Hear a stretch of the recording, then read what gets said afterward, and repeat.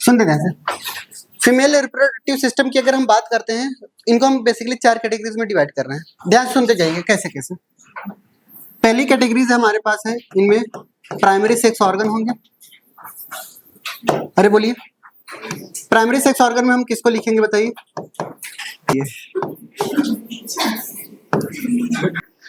दूसरा point, secondary sex organ की बात कर लेते हैं। क्लियर? सेकेंडरी सेक्स ऑर्गन में हमारे पास कौन कौन से लोग आएंगे? फैलोपियन ट्यूब आएगा, यूट्रस आएंगे, सर्विक्स आएंगे, वजाइना आएंगे। ठीक है,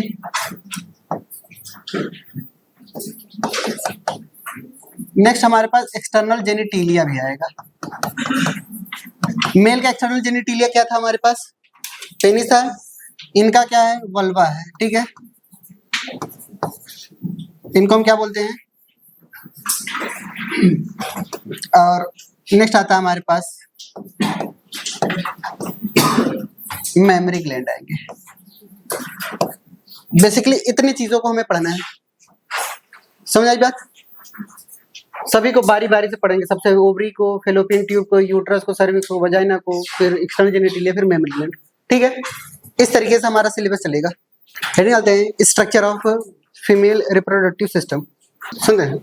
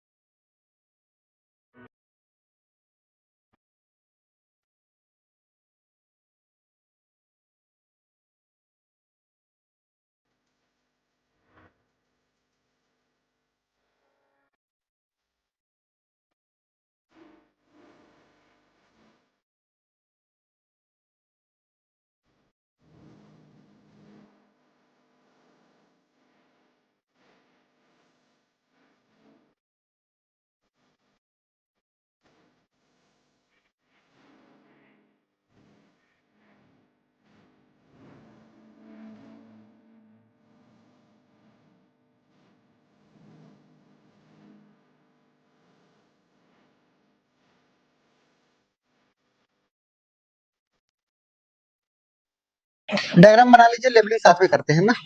पहले देख लो, हमने ये कहा कि हमारे पास एक स्ट्रक्चर है, ठीक है, वो फीमेल रिप्रोडक्टिव सिस्टम है। क्लियर? ये रिप्रोडक्टिव सिस्टम है। क्लियर? फिर हमने ये कहा कि हमारे पास अगर फीमेल रिप्रोडक्टिव सिस्टम को हम देखेंगे तो कुछ पार्ट हमारे नजर आते हैं। ठीक है, तो सबसे पहले बीच वाला ये जो पार्ट आपको नजर आता है, वो पार्ट कोई और नहीं, वो पार्ट क्या है? यूट्रस है। यूट्रस का दूसरा नाम क्या है बताइए?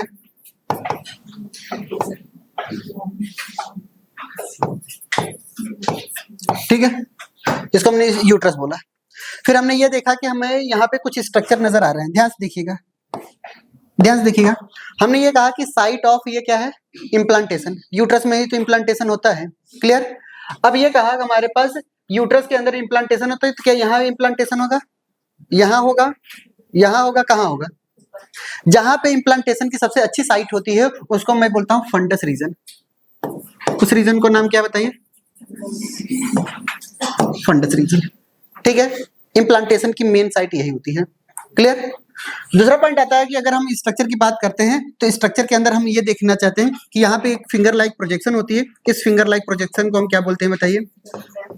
फिम्ब्राई बोलते हैं। ठीक है, यहाँ पे एक स्ट्रक्चर नजर आती है जो फिम्ब्राई को एम्पुला से जोड़ रही है, इसको हम क्या बोलते हैं बताइए? इनफंडिबुलम बोलते हैं। इनको हम क्या बोलते हैं बताइए? इनफंडिबुलम बोलते हैं। और ये वाली जो उभरा हुआ पार्ट आपको वाइडेस्ट पार्ट नजर आती है, ये वाइडेस्ट पार्ट कौन है बताइए? एम्पुला। और ये जो नैरो पार्ट आपको नजर आती है, ये पार्ट कौन सी दिखाई देती है आपको, इस्थमस, ठीक है। इन तीनों को मिला करके, फिम्ब्राई पार्ट नहीं है, ठीक है। इन तीनों को मिला करके हम क्या नाम देते हैं बताइए, फेलोपियन ट्यूब बोलते हैं। इनको हम क्या नाम देते हैं बताइए, फेलोपियन ट्यूब बोलते हैं, या इसी को हम ओविडक्ट बोलते हैं। क्या बोलते हैं, ओविडक्ट की जो लंबाई लेंथ होती है वो 10 to 12 सेंटीमीटर होती है। लगभग अगर हम बात करेंगे तो 12 की बात करेंगे, ठीक है। फिर उसके बाद आता है हमारे पास ये नैरो रीजन है, ये वाइडेस्ट पार्ट है। ये कैसा पार्ट है बताइए, वाइडेस्ट रीजन है, क्लियर। और यहीं पे क्या होता है, फर्टिलाइजेशन होता है। यहीं पे क्या होता है बताइए, फर्टिलाइजेशन यहीं पे होता है, क्लियर। फिर दूसरा पॉइंट आता है हमारे पास, अगर यूट्रस के अंदर की बात करेंगे तो यूट्रस की 3 लेयर नजर आ रही है आपको, क्लियर। सबसे आउटर मोस्ट जो लेयर आपको नजर आ रही है, इसको हमने क्या नाम दिया, पेरीमेट्रियम। क्या नाम दिया बताइए, पेरीमेट्रियम इनको बोला, क्लियर। फिर यहाँ पे जो मिडिल लेयर आपको नजर आ रही है, कैसी लेयर नजर आ रही है बताइए, मिडिल लेयर नजर आ रही है, इनको हम बोलते हैं मायोमेट्रियम। इनको हम क्या बोलते हैं, मायोमेट्रियम। और अंदर की लेयर जो बहुत ही हाईली वेस्कुलराइज्ड नजर आ रही है, तो उसको हम क्या बोलते हैं बताइए, इनको हम क्या नाम देते हैं, इंडोमेट्रियम, ठीक है। ये तीनों के तीनों क्या है बताइए, यूटेराइन वॉल है।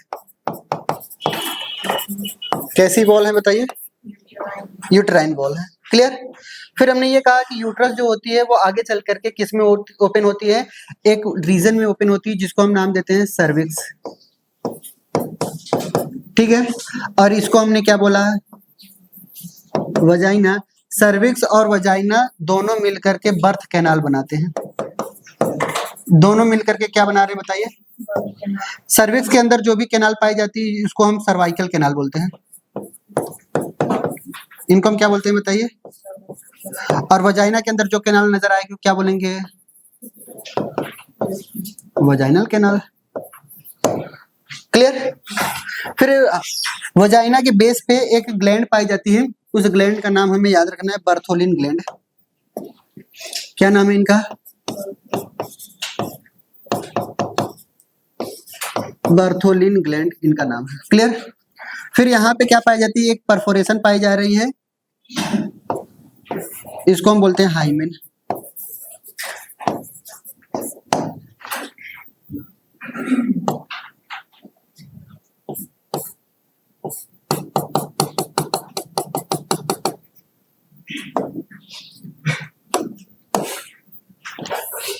ये जो स्ट्रक्चर आपको नजर आ रही है, ये जो स्ट्रक्चर आपको नजर आ रही है, ये किसकी स्ट्रक्चर है बताइए,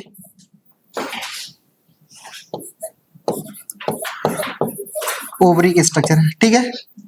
अब हमारे पास क्या आती है, यहाँ पे एक स्ट्रक्चर नजर आ रही है, इसको लिगामेंट को हम बोलते हैं यूटेराइन लिगामेंट, ठीक है। और इनको हम बॉडी लिगामेंट बोलते हैं। ऐसे लिगामेंट को हम क्या बोलते हैं, बॉडी लिगामेंट, ठीक है। यानी जो ओवरी होती है वो हमारे बॉडी वॉल से भी अटैच्ड होती है, और हमारे किससे अटैच होती है, यूट्रस की वॉल से अटैच, यूट्रस की वॉल से और बॉडी की वॉल से दोनों से अटैच्ड होती है, क्लियर। डॉर्सल साइड से अटैच होती है, कैसे साइड से, डॉर्सल साइड से, क्लियर। जल्दी करिए।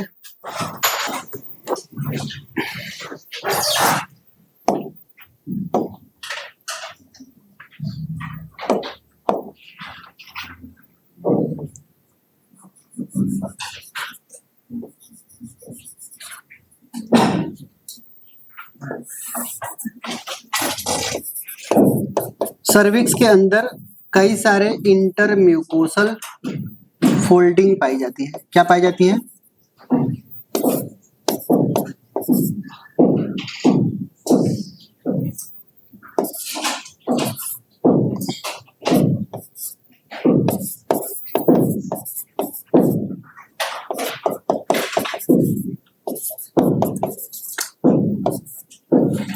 ध्यान सुनिएगा। आर्बर वीटे अगर आप पूछेंगे तुरंत आपका ध्यान कहाँ जाएगा, सेरेबेलम में, ठीक है। बट आर्बर वीटे यूट्रे पूछा जाए तो क्या पूछा जाएगा, इंटरम्यूकोसल फोल्ड, जो कि सर्विक्स में प्रेजेंट है। क्लियर, ये बात याद रखनी चाहिए।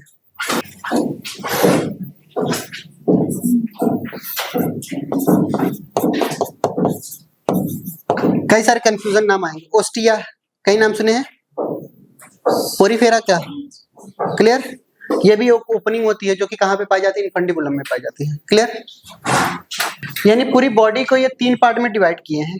कितने पार्ट में डिवाइड किए हैं, 3 पार्ट में डिवाइड किया है फीमेल रिप्रोडक्टिव सिस्टम को। एक पूरा का पूरा यहाँ तक जो आता है नजर, ये पूरा का पूरा बॉडी नजर आता है। क्या नजर आता है बताइए, यहां से लेकर के यहां तक, इनके ऊपर वाले रीजन सब के सब किस में आएंगे, बॉडी में। फिर यहां से लेकर के यहां तक के पार्ट को हम सर्विक्स में इंक्लूड करते हैं। फिर उसके नीचे वाले यहां से लेकर के यहां तक सब के सब किस में आएंगे, वजाइना में। यानी 3 पार्ट में डिवाइडेड है। किसमें किसमें डिवाइडेड है बताइए, एक बॉडी में डिवाइडेड है, एक सर्विक्स में डिवाइडेड है, एक वजाइना में डिवाइडेड है।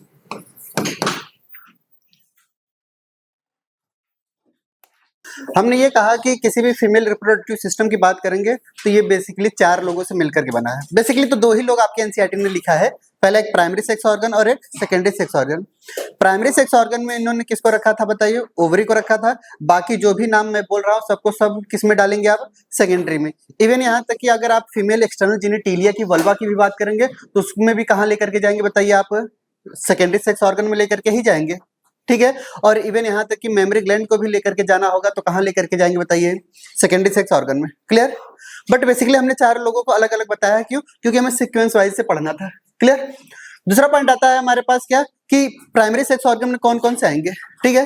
सिर्फ और सिर्फ कौन आएगा, ओवरी आएगा। सेकेंडरी सेक्स ऑर्गन में हमने किसको बताया था, फेलोपियन ट्यूब को बताया था, यूट्रस को बताया था, सर्विक्स को बताया था, वजाइना को बताया था, और हमारे पास कई सारे एसेसरी ग्लैंड भी बताए होंगे। क्लियर, फिर उसके बाद हमारे पास बर्थोलिन ग्लैंड इन्हीं में आते हैं। क्लियर, फिर नेक्स्ट पॉइंट आता है हमारे पास मेमोरी ग्लैंड और एक फीमेल एक्सटर्नल जेनिटेलिया। ये सारे के सारे पॉइंट किसके हैं बताइए, सेकेंडरी सेक्स ऑर्गन के ही हैं। क्लियर, फिर आपको अगर हम बताते हैं फीमेल रिप्रोडक्टिव सिस्टम में तो ये स्ट्रक्चर हमने ये बनाया। फिर सबसे पहला जिक्र हमने कहा था कि यूट्रस के बारे में बताया, ठीक है। ये जो मिड सेंटर पार्ट आपको दिखाई दे रही है यही हमारे पास क्या है, यूट्रस है। इसको हम बच्चे दानी बोलते हैं, कई जगह पे ना बच्चे दानी बोलते हैं। दानी का मतलब ये होता है दान करना, दान नहीं करता ये, ठीक है। बच्चे पालता है यानी धारण करता है, बच्चे दानी नहीं होता, धानी होता है। समझ में आई बात। दूसरा पॉइंट आती है हमारे पास क्या है, यूट्रस को हम क्या बोलते हैं, हिस्टेरा भी बोलते हैं। एक जगह पे क्या बोलते हैं, हिस्टेरा भी बोलते हैं। और रिमूवल ऑफ यूट्रस को क्या बोलेंगे, हिस्टेरोक्टोमी। समझ आई बात। दूसरा पॉइंट आता है हमारे पास क्या, कि अगर इस यूट्रस की बात करेंगे तो इनके कितने मेम्ब्रेन होती है, कितने लेयर होती है, 3 लेयर होती है। एक आउटर मोस्ट लेयर का नाम क्या बताया था, पेरीमेट्रियम। फिर मिडिल लेयर का नाम क्या बताया था, मायोमेट्रियम। और इनर लेयर का नाम क्या बताया था, इंडोमेट्रियम। क्लियर। दूसरा पॉइंट आता है हमारे पास क्या, यूट्रस से अटैच्ड होती है हमारे पास क्या, फेलोपियन ट्यूब। और फेलोपियन ट्यूब हमारे पास बेसिकली 3 रीजन में डिवाइडेड है। कितने रीजन में डिवाइडेड है, 3 रीजन में डिवाइडेड है। हमारे पास पहला आता है इस्थमस, दूसरा आता है एम्पुला, फिर उसके बाद आता है इनफंडिबुलम। अगर हम बात करते हैं ओवरी के नजदीक जो भी पार्ट पाया जाता है फेलोपियन ट्यूब का, वो प्रॉक्सिमल एंड कहलाता है। कैसा एंड कहलाता है, क्वेश्चन यही उठा है, proximal part of fallopian tube is called as. तो प्रॉक्सिमल पार्ट कौन सा है बताइए, इनफंडिबुलम है। समझ आई बात। और जो proximal part of fallopian tube है वो प्रोजेक्टेड होता है फिंगर लाइक प्रोजेक्शन में, और इस फिंगर लाइक प्रोजेक्शन का नाम क्या बोलते हैं हम, फिमरई बोलते हैं। क्या बोलते हैं बताइए, फिमरई बोलते हैं। क्लियर। दूसरा पॉइंट आता है हमारे पास क्या, इस इनफंडिबुलम के बाद आता है एम्पुला। एम्पुला के बारे में हमने 2 बातें बताई थी, ठीक है। सबसे वाइडेस्ट पार्ट है कौन सा होगा बताइए, एम्पुला ही होगा। एम्पुला लगभग क्या होता है, पूरा फेलोपियन ट्यूब कितने मीटर का बताया था, सेंटीमीटर बताइए, 10 to 12 सेंटीमीटर का, जिनमें से 6 to 7%, ठीक है, 6 to 7 सेंटीमीटर कौन है बताइए हमारे पास, एम्पुला ही है। हुआ ना वाइडेस्ट पार्ट, बोले बात सही है। और साइट ऑफ फर्टिलाइजेशन भी यही है। फिर उसके बाद आता है एम्पुला को हमारे पास यूट्रस से जोड़ने के लिए एक क्या पाई जाती है, फेलोपियन ट्यूब पाई जाती है। उस फेलोपियन ट्यूब का नाम क्या बताइए, इस्थमस। ठीक है, बहुत ही नैरो पार्ट होता है इसका और बहुत ही कम पार्ट होता है, 2 to 3 सेंटीमीटर का बना होता है। क्लियर। दूसरा पॉइंट आता है, कुछ फेलोपियन ट्यूब के पार्ट हमारे पास यूट्रस के अंदर भी जाते हैं, बट हमें पढ़ना नहीं है उसको। समझ आई बात। क्या बोला? कुछ फेलोपियन ट्यूब के पार्ट हमारे यूट्रस में भी क्या होते हैं, लाइंड होते हैं, अंदर की तरफ गए होते हैं। इंट्रान्यूरल कैनाल बोलते हैं इनको, बट अपने सिलेबस में नहीं है। क्लियर? जो वो पार्ट, जो फेलोपियन ट्यूब का वो पार्ट जो यूट्रस से कवर्ड होता है, उनको हम इंट्रान्यूरल बोलते हैं। क्लियर? बट आपको लिखना नहीं है, उसमें बहुत ज्यादा कंफ्यूजन करेगा। क्लियर? तो इसलिए आपसे पूछा नहीं जाएगा। फिर उसके बाद आता है हमारे पास क्या, फेलोपियन ट्यूब अगर हो गया हो तो हमारे पास यहाँ पे ये बात कर लेते हैं ओवरी की। ओवरी के बारे में बात किया जाएगा तो ये एक तरीके का पेयर्ड ग्लैंड होती है, प्राइमरी सेक्स ऑर्गन है। प्राइमरी सेक्स ऑर्गन के साथ साथ ये क्या है बताइए, ग्लैंडुलर स्ट्रक्चर है। कैसा स्ट्रक्चर है बताइए? ग्लैंडुलर स्ट्रक्चर है। और ग्लैंडुलर स्ट्रक्चर क्या करेगा बताइए? प्राइमरी सेक्स ऑर्गन क्यों बोला गया? क्योंकि उनके दो फंक्शन बेसिक। पहला फंक्शन बताइए क्या है, बताइए? किसी भी ये ओवरी क्या करता है, ओवम का फॉर्मेशन करता ही करता है, प्लस इसके साथ साथ क्या करेगा बताइए? अरे हार्मोन सिक्रीशन का काम, मेन काम तो भूलिए मत ना। ठीक है, यानी ये क्या करते हैं, हार्मोन का सिक्रीशन करते हैं। गलती क्या हो गई एनसीईआरटी से, सुनते ध्यान से। एनसीईआरटी ने लिखा है कि हमारे पास जितने भी ये हार्मोन आपको बताए गए हैं, ओवरी से निकलने वाले हार्मोन, सब के सब स्टेरॉयड नेचर के होते हैं। किस नेचर के होते हैं? प्रोजेस्टेरॉन और एस्ट्रोजन को ध्यान में रखते हुए इन्होंने बोला है कि ये कैसा ही नेचर है बताइए? कैसा नेचर है? स्टेरॉयड नेचर है। क्लियर? किसको किसको ध्यान में रखते हुए? प्रोजेस्टेरॉन और एस्ट्रोजन को ध्यान में रखते हुए इन्होंने बोला है कि ये स्टेरॉयड नेचर है। बट रिलैक्सिन एंड इनहिबिन, ठीक है, दो हार्मोन ऐसे भी हैं जो ओवरी से निकलते हैं ड्यूरिंग द पार्चुरेशन, ठीक है, at the time of delivery. ठीक है, ये सब भी हार्मोन क्या होते हैं हमारे पास, ये स्टेरॉयड नेचर के नहीं होते। तो ये क्या सही लिखा है, बट हमें ध्यान में रखना है, एनसीईआरटी को फॉलो करना है। क्लियर? तो इन्होंने लिखा है कि जितने भी ओवरियन हार्मोन होते हैं वो सब के सब कैसे होते हैं बताइए? स्टेरॉयड नेचर के होते हैं। बट आपको सच्चाई पता होनी चाहिए, रिलैक्सिन एक तरीके के स्टेरॉयड हार्मोन नहीं है। समझ रहे मेरी बात? दूसरा पॉइंट आता है हमारे पास क्या ये जितनी भी बात की जा रही है, किसकी बात की जा रही है? ओवरी की बात की जा रही है। ओवरी के स्ट्रक्चर की बात की जाएगी तो बताया जाएगा ये आलमंड शेप का होता है। किस शेप का होता है? आलमंड शेप का होता है। इनकी जो बॉडी होती है पूरी की पूरी पार्ट दो पार्ट में डिवाइड होती है। जैसे हमारे पास हर एक पार्ट, कोई भी सर्कल पार्ट होता था, दो पार्ट में डिवाइड होता है, एक कॉर्टेक्स और एक हमारे पास मेडुला में। तो इनके अंदर की जो सब मैट्रिक्स होती है उनको हम क्या बोलते हैं? स्ट्रोमा बोलते हैं। क्या बोलते हैं बताइए? Stroma. Stroma are divided into two region. एक होता है हमारे पास क्या, एक आउटर की तरफ कॉर्टेक्स और अंदर की तरफ मेडुला। ठीक है, मेडुला के अंदर क्या होता है हमारे पास, कुछ हमारे पास कनेक्टिव टिश्यू होते हैं और ब्लड वेसल्स पाए जाते हैं। और जबकि स्ट्रोमा के अंदर के जो आउटर पार्ट में देखेंगे तो ग्रेफियन फॉलिकल्स का जो फॉर्मेशन होता है मेडुला मिना होकर के कहाँ होता है? Cortical region of the stroma. ठीक है, यानी कॉर्टेक्स रीजन में होती है। कुछ बातें हमें नोट डाल करके अच्छे से याद रखनी है। क्लियर? फिर उसके बाद आता है हमारे पास क्या, अगर यहाँ पर ओवरी की बात करेंगे तो ओवरी जो होती है वो दो लिगामेंट से क्या होती है? अटैच्ड होती है। पहला एक होती है हमारे पास बॉडी लिगामेंट। क्लियर? जैसे ये हमारी पूरी पूरी यूट्रस हो गई, ये हमारी फिम्बराई हो गए। ध्यान सुनते हैं, नहीं तो समझ में नहीं आएगा, बिल्कुल भी नहीं आएगा। हमने ये कहा कि पूरा पूरा पेट हमारा क्या है? यूट्रस है। ये हमारे हाथ क्या है? Fallopian tube. यहाँ पे कोई क्या रखा हुआ है? ओवरी रखा हुआ है। ठीक है, ओवरी जो रखा हुआ है एक अटैच्ड है हमारे किससे? यूट्रस की वॉल से, और दूसरा अटैच्ड है ये हमारी बॉडी वॉल है। डॉर्सल साइड से कौन अटैच्ड है? Body wall. तो दो तरीके के लिगामेंट से अटैच्ड होते हैं हमारे पास कौन? ओवरी। पहला ओवरियन लिगामेंट, यूट्रस की लिगामेंट से जुड़ा होता है, उनको हम कैसा लिगामेंट बोलते हैं? Ovarian ligament. ठीक है, फिर दूसरा पॉइंट आता है हमारे पास, दूसरा लिगामेंट कौन सा है? Body ligament. ठीक है, यानी हमारे पास ओवरी कितने लिगामेंट से जुड़े होते हैं बताइए? दो लिगामेंट से। कौन कौन से बताइए? एक ओवरियन लिगामेंट से और एक हमारे पास बॉडी लिगामेंट से। क्लियर? दूसरा पॉइंट आता है हमारे पास क्या, कि यहाँ पे जो ओवरी होती है, ओवरी जैसे ही यहाँ पे रिलीज करेगी, कोई भी किसी भी तरीके का एग रिलीज करेगी, मान चलते हैं एग रिलीज किया, ठीक है, ओवरी और फिम्बराई के बीच में, इनफंडिबुलम के बीच में कुछ स्पेस पाई जाती है। क्या पाई जाती है? कुछ स्पेस पाई जाती है। उस स्पेस को हम बोलते हैं सिलोमिक स्पेस। अब तो बात याद आ गई होगी सिलोमिक स्पेस क्या है। कि इसका मतलब हमेशा ये बात हमेशा याद रखना है नोट डाल करके, कि किसी भी तरीके का ओवम का सिक्रेशन डायरेक्ट फेलोपियन ट्यूब में नहीं होता। बोले बात सही है? यानी किसी न किसी एक जगह पे हो रहा होगा, वो कैविटी होती होगी, और उस कैविटी का नाम क्या है बताइए? Coelomic space. ठीक है, कैविटी भी बोल सकते हैं, स्पेस भी। यानी हमारे पास ओवरी और किसके बीच में बताइए? ओवरी और फिम्बराई के बीच में या फिर फेलोपियन ट्यूब के बीच में जो स्पेस पाई जाती है, उस स्पेस को हम क्या बोलते हैं बताइए? सिलोमिक स्पेस बोलते हैं। क्लियर। एक बॉडी लिगामेंट हमने बताया था, यहाँ पे ओवरियन लिगामेंट कर दीजिएगा बस।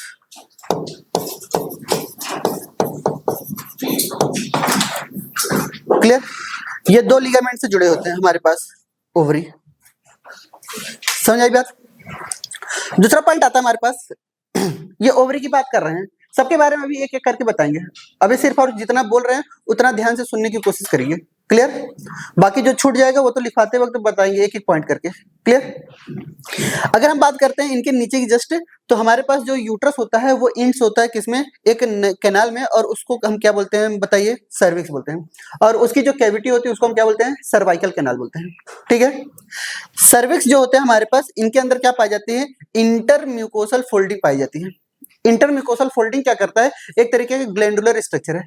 कैसा स्ट्रक्चर है बताइए, ग्लैंडुलर स्ट्रक्चर है, यानी ये हार्मोन का सिक्रीशन करता होगा। बोलिए बात सही है। किसका सिक्रीशन करता होगा बताइए, हार्मोन का सिक्रीशन करता होगा, यानी ये लुब्रिकेशन में ये भी मदद करती है। क्लियर। दूसरा पॉइंट आता है हमारे पास, इनको हम क्या नाम देते हैं, इंटरम्यूकोसल फोल्डिंग को आर्बर वीटे यूट्रे। ठीक है। अगर आर्बर वीटे बोलते तो डायरेक्ट आपका ध्यान कहाँ पे जाता है, सेरेबेलम वाले पार्ट में जाता है। क्लियर। बट यहाँ पे यूट्रे करना है, यानी ये बताता है ये कहाँ पे नजर आएगा आपको, सर्विक्स के अंदर, यानी यूट्रस के अंदर आएगा। क्लियर। कई बार ऐसे पूछा जाता है आर्बर वीटर प्रेजेंट इन, क्लियर, तो वहां पे सेरेबेलम। ठीक है। अगर आपसे कोई पूछेगा आर्बर वीटर यूट्रे प्रेजेंट इन, तो क्या बताएंगे, यहाँ पे भी ऑप्शन आएगा कि यूट्रस आएगा, सर्विक्स आएगा, वजाइना आएगा, फिलोपियन ट्यूब आएगा। तो आंसर क्या मारेंगे, हमारा आधा से ज्यादा जिंदगी किसमें जाएगी, सेटिंग में तुरंत जाएगा। यूट्रे का मतलब यूट्रस लेकर के जाएंगे आप, जबकि कहाँ पे प्रेजेंट है, सर्विक्स में। समझ आई बात। दूसरा पॉइंट आता है हमारे पास, यहाँ पे क्या पाई जाती है, सर्वाइकल कैनाल वजाइना से मिल करके क्या बनाती है, बर्थ कैनाल बनाती है। ठीक है। अगर कोई पूछा जाएगा बर्थ कैनाल किसे कहते हैं, ठीक है, जब दोनों ऑप्शन साथ में दिए हो, सर्विक्स एंड वजाइना, तब आप चूज किसको करेंगे, वजाइना को चूज करेंगे बर्थ कैनाल में। किसको चूज करेंगे, वजाइना को चूज करेंगे बर्थ कैनाल में। बात समझ आ रही है। अगर दोनों दिया जा रहा है तो ऐसे बोल सकते हैं बोथ, ठीक है, बट दोनों में से अगर एक चूज करना होगा तो, ठीक है। आपके एनसीईआरटी में क्या लिखा है, हम आपको समझा रहे हैं। लिखा है कि वजाइना अलोंग विद सर्विक्स, क्या बोला, vagina along with cervix form vaginal क्या, बर्थ कैनाल। वजाइना किससे मिल करके, सर्विक्स से मिल करके क्या बनाती है, बर्थ कैनाल बनाती है। मेरी बात समझ आ रही है। तो यानी क्या है हमारे पास, ये भी बात याद रखनी है। अब बात आती है हमारे पास क्या, बर्थोलिन ग्लैंड। ये तरीके का कैसा ग्लैंड होता है, पेड ग्लैंड होता है, और इनको हम बोलते हैं वेस्टिबुलर ग्लैंड भी, और वही ग्रेट वेस्टिबुलर ग्लैंड भी। क्लियर। सेम वही काम जिसका काम कॉपर्स ग्लैंड का होता था। ठीक है। कॉपर्स ग्लैंड का क्या काम होता था बताइए, अरे सिक्रीशन ऑफ एल्कलाइन सिक्रीशन था, एल्कलाइन सिक्रीशन के साथ साथ लुब्रिकेशन का काम करता था, लुब्रिकेशन के साथ साथ ये न्यूट्रलाइज करता था पाथा ऑफ यूरेथ्रा को। तो यहाँ पे वजाइना के अंदर भी क्या पाया जाता है, एसिडिक मीडियम होता है। अगर कभी भी आपसे कोई पूछेगा कि वजाइना का जो मीडियम होता है वो कैसा होता है, तो कैसा बताएंगे, एसिडिक होता है। बात समझ आ रही है। और एसिडिक मीडियम में कितना पीएच होता है, 4 to 5 पीएच होता है इनका। कितना पीएच होता है, 4 to 5। होता क्या है कि यहाँ पर जितने भी बर्थोलिन ग्लैंड होती है वजाइना के अंदर क्या करती है, ध्यान सुनते हैं, यहाँ पे कुछ तरीके की बैक्टीरिया भी पाई जाती है।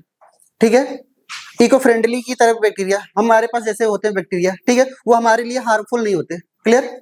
तो यहाँ पे क्या पाई जाती है, कुछ बैक्टीरिया पाई जाती हैं, और उस बैक्टीरिया की होने की वजह से यहाँ का मीडियम कैसा होता है बताइए।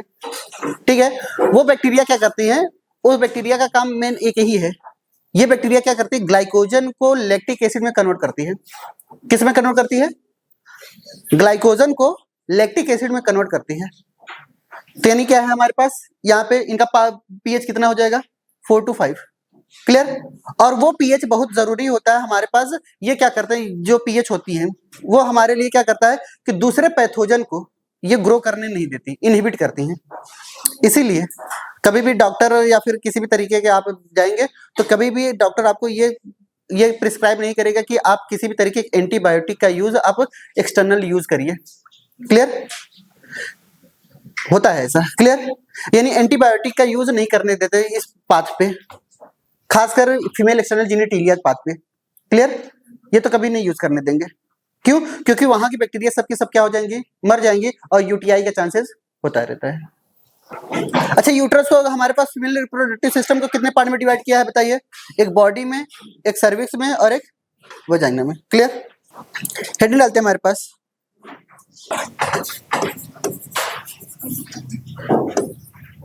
आल्सो कॉल्ड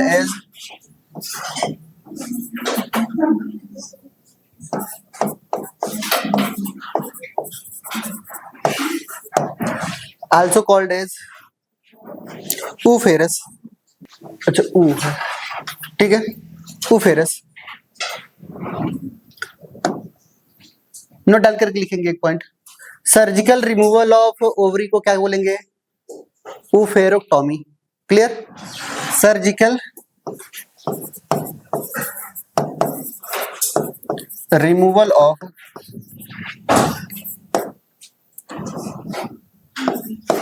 ओवरी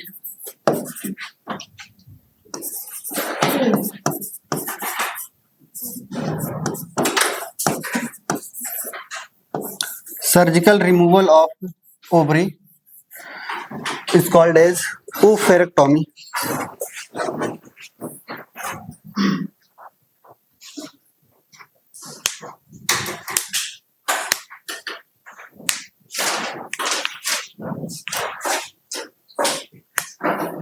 हो गया।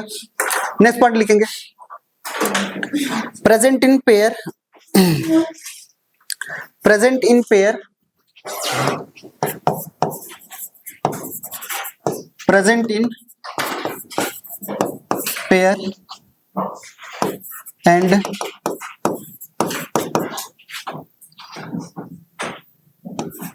किस शेप की होती है बताइए?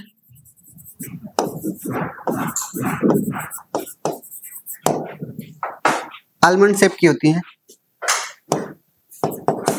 इनको हम प्राइमरी सेक्स ऑर्गन भी बोलते हैं। इनके कितने फंक्शन बताइए? दो फंक्शन। कौन कौन से? पहला फंक्शन बताइए, पहला बताइए फॉर्मेशन ऑफ ओवम, और दूसरा बताइए सिक्रीशन ऑफ आपके एनसीईआरटी के हिसाब से लिख दें स्टेरॉयड हार्मोन। स्टेरॉयड हार्मोन में किसको किसको ध्यान में रखते हुए बोला है इन्होंने बताइए? एस्ट्रोजन एंड प्रोजेस्टेरॉन को ध्यान में रखते हुए बोला है, ठीक है। जबकि relaxin and inhibition also secreted by ovary. समझ आई बात? दूसरा पॉइंट लिखेंगे ovary are located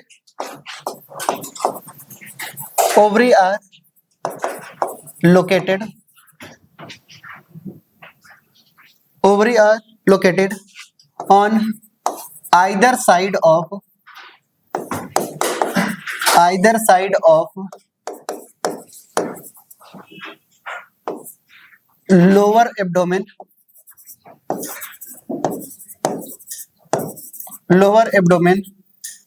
with the help of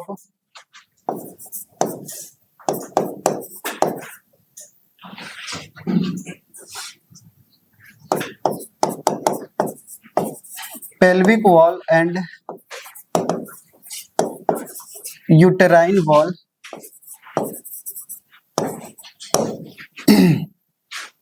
किससे अटैच्ड होता है बताइए? Pelvic wall and uterine wall.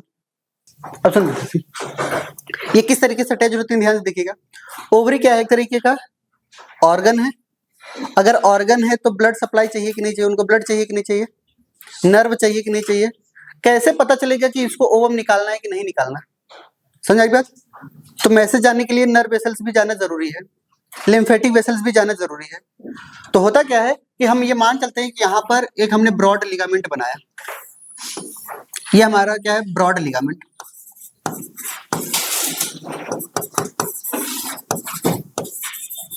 Clear?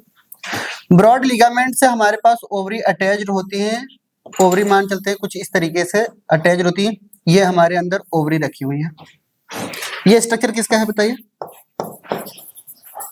Ovary का है। क्लियर? इनके अंदर क्या होता है? कई सारे ब्लड सप्लाई भी होते हैं। इनके अंदर क्या होता है? ब्लड की सप्लाई भी होती है, नर्व वेसल्स की भी सप्लाई हो रही होती है। इनके अंदर ब्लड की भी सप्लाई चल रही है।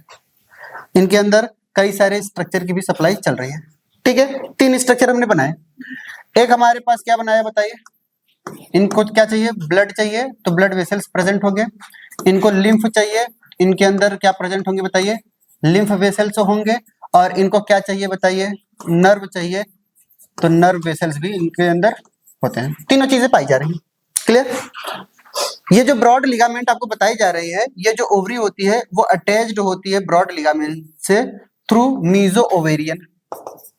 इनको हम क्या बोलते हैं, मीजो ओवेरियन कैविटी,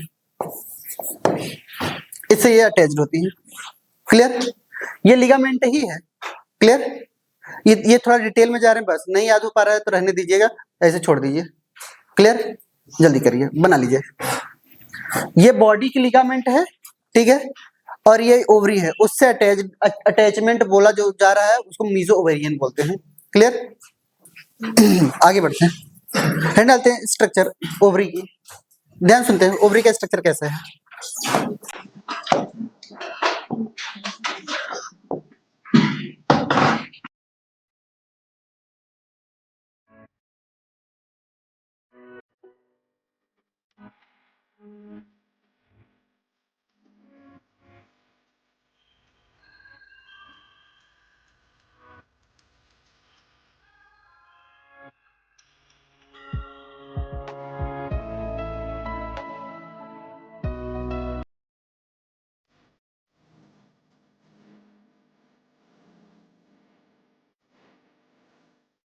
सुनते रहते हैं, इधर देखिएगा, हमने ये कहा कि अगर किसी भी फीमेल की ओवरी की बात करते हैं तो इनकी बेसिकली 3 लेयर होती हैं।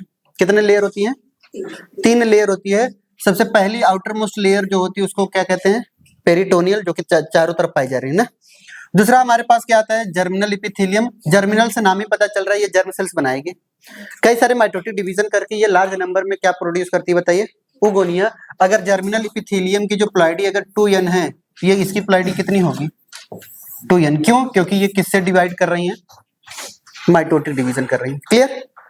दूसरा पॉइंट आता है हमारे पास क्या, कि सबसे इनर मोस्ट लेयर की बात अगर हम करेंगे तो इनर मोस्ट लेयर का नाम क्या बताइए, इनर मोस्ट लेयर का नाम tunica albuginea. Clear. Second point आता है हमारे पास क्या, कि यहाँ पे स्ट्रक्चर की अगर बात करेंगे तो इनके अंदर जितने भी स्ट्रक्चर हैं सब के सब स्ट्रोमा में आएंगे, सब के सब इसमें आते हैं स्ट्रोमा। इनकी जो स्ट्रोमा होती है वो 2 पार्ट में डिवाइड होती है। कितने पार्ट में डिवाइड होती है, 2 पार्ट में डिवाइड होती है। पहला पार्ट हम आपको बताना चाह रहे हैं कुछ इस तरीके का, ध्यान से देखिएगा। इनकी पार्ट जो होती है कुछ इस तरीके की डिवाइडेड होती है। इनके अंदर की जो पार्ट आपको नजर आई, ये अंदर की पार्ट नजर आई, बोली बात सही है। इनकी जो अंदर की पार्ट होती है ये इनर पार्ट आपको दिखाई दे रही है, और इनर पार्ट को हम क्या नाम देते हैं बताइए, इनर पार्ट को हम क्या नाम देते हैं, मेडुला। ठीक है, और यहां से लेकर के यहां तक वाले पार्ट को, यहां से लेकर के यहां तक वाले पार्ट को, ये कैसी पार्ट आपको नजर आती है बताइए, आउटर। और आउटर वाले पार्ट को हम क्या बोलते हैं, कॉर्टेक्स। क्लियर। जो इनर पार्ट आपको नजर आई, ध्यान से देखिएगा, इनर पार्ट जो नजर आई वो किसकी बनी होती है, तो ये क्या बनी होती है, लूज कनेक्टिव टिश्यू की बनी होती है। इनके अंदर क्या पाए जाते हैं बताइए, लूज कनेक्टिव टिश्यू होती है। क्लियर, ये किसकी बनी होती हैं, लूज कनेक्टिव टिश्यू की होती हैं। और हमारे पास क्या होता है कि जितने भी यहाँ पर कॉर्टेक्स की बात कर रहे हैं, तो जो भी फॉलिकल्स बन रहे हैं सब के सब फॉलिकल्स कहाँ नजर आते हैं बताइए, हमारे कॉर्टेक्स में नजर आते हैं। जैसे हमने यहाँ पे क्या कहा कि कई सारे लार्ज नंबर में उगोनिया प्रोड्यूस हुए, ठीक है। उगोनिया आगे चल करके किस में कन्वर्ट होते हैं, प्राइमरी फॉलिकल्स में, और प्राइमरी फॉलिकल्स आगे चल करके किस में कन्वर्ट होती है, सेकेंडरी फॉलिकल्स में, और सेकेंडरी फॉलिकल आगे चल करके किस में कन्वर्ट होती है, टर्सरी फॉलिकल्स। ठीक है, और टर्सरी फॉलिकल आगे चल करके किस में कन्वर्ट होती है बताइए, ग्रेफियन फॉलिकल्स, और ग्रेफियन फॉलिकल्स आगे चल करके कार्पस ल्यूटियम, फिर उसके बाद कार्पस एल्बिकेंस। बोले बात सही है, कुछ इस तरीके से ये बनती चली रही। आप बताइए ग्रेफियन फॉलिकल्स का फॉर्मेशन कहाँ होता है, कॉर्टेक्स में या मेडुला में, यानी कॉर्टेक्स में हो रहा है, तो यानी यहाँ पे क्या होता है, फॉर्मेशन होता है किसका, फॉर्मेशन ऑफ फॉलिकल्स। फॉलिकल्स का फॉर्मेशन कहाँ हो रहा है बताइए, कॉर्टेक्स रीजन में।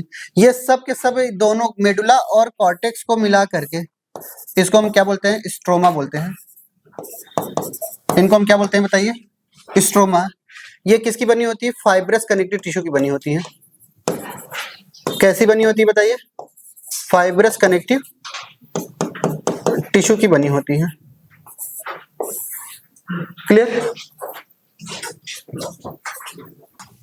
हो गया? इनके अंदर भी ब्लड वेसल्स नजर आएंगे और इनके अंदर कभी पूछा नहीं जाएगा बट आपको बता दे रहे हैं, यहाँ पे कोलेजन फाइबर भी पाए जाते हैं थोड़ा बहुत। कैसे फाइबर? कोलेजन फाइबर भी पाए जाते हैं बट पूछा नहीं जाएगा आपसे। क्लियर? लिखना है तो लिख लीजिए। हो गया?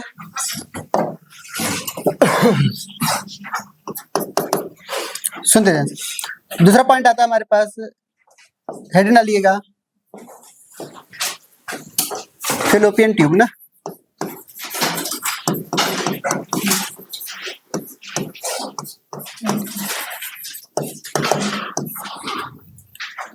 Fallopian tube also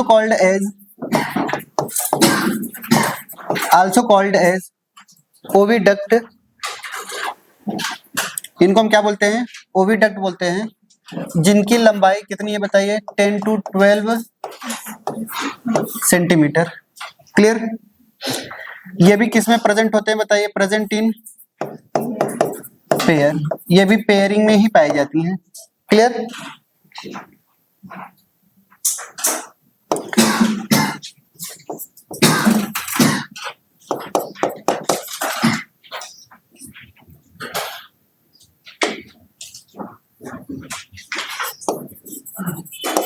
fallopian tube has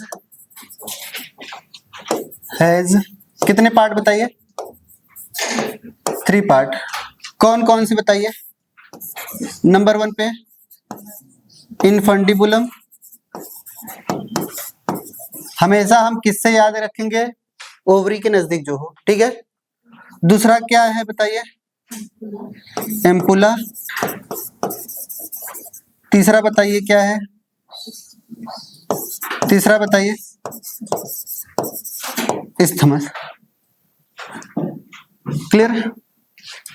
infundibulum के बारे में अगर एक पॉइंट बोलना हुआ तो क्या बोलेंगे बताइए? Proximal part of oviduct.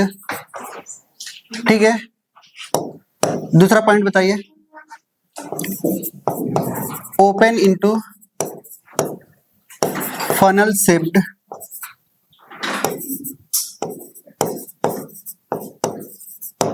किस शेप का होता है बताइए? ये इनफंडिबुलम का शेप बताइए? फनल शेप्ड होता है। ठीक है? इनके पास क्या पाई जाती है? हैज फिंगर लाइक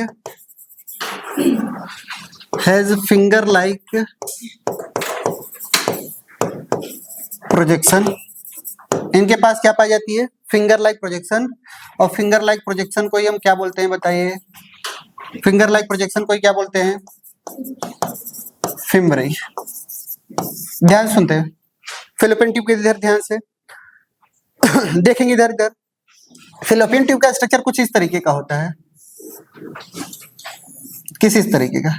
आपको याद है फेलोपियन ट्यूब में के अंदर जो इनफंडिबुलम था, यहाँ फिम्बरी के पास क्या पाया जाता था? ओस्टिया पाया जाता था। याद आ रही है? इनसे कई सारे ऐसे क्या होते हैं कि यहाँ पर फिंगर लाइक प्रोजेक्शन ऐसे निकले हैं फिम्बरी।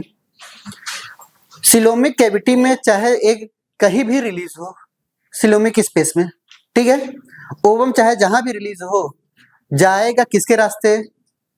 जाएगा किसके रास्ते? ओस्टिया के ही रास्ते। ठीक है?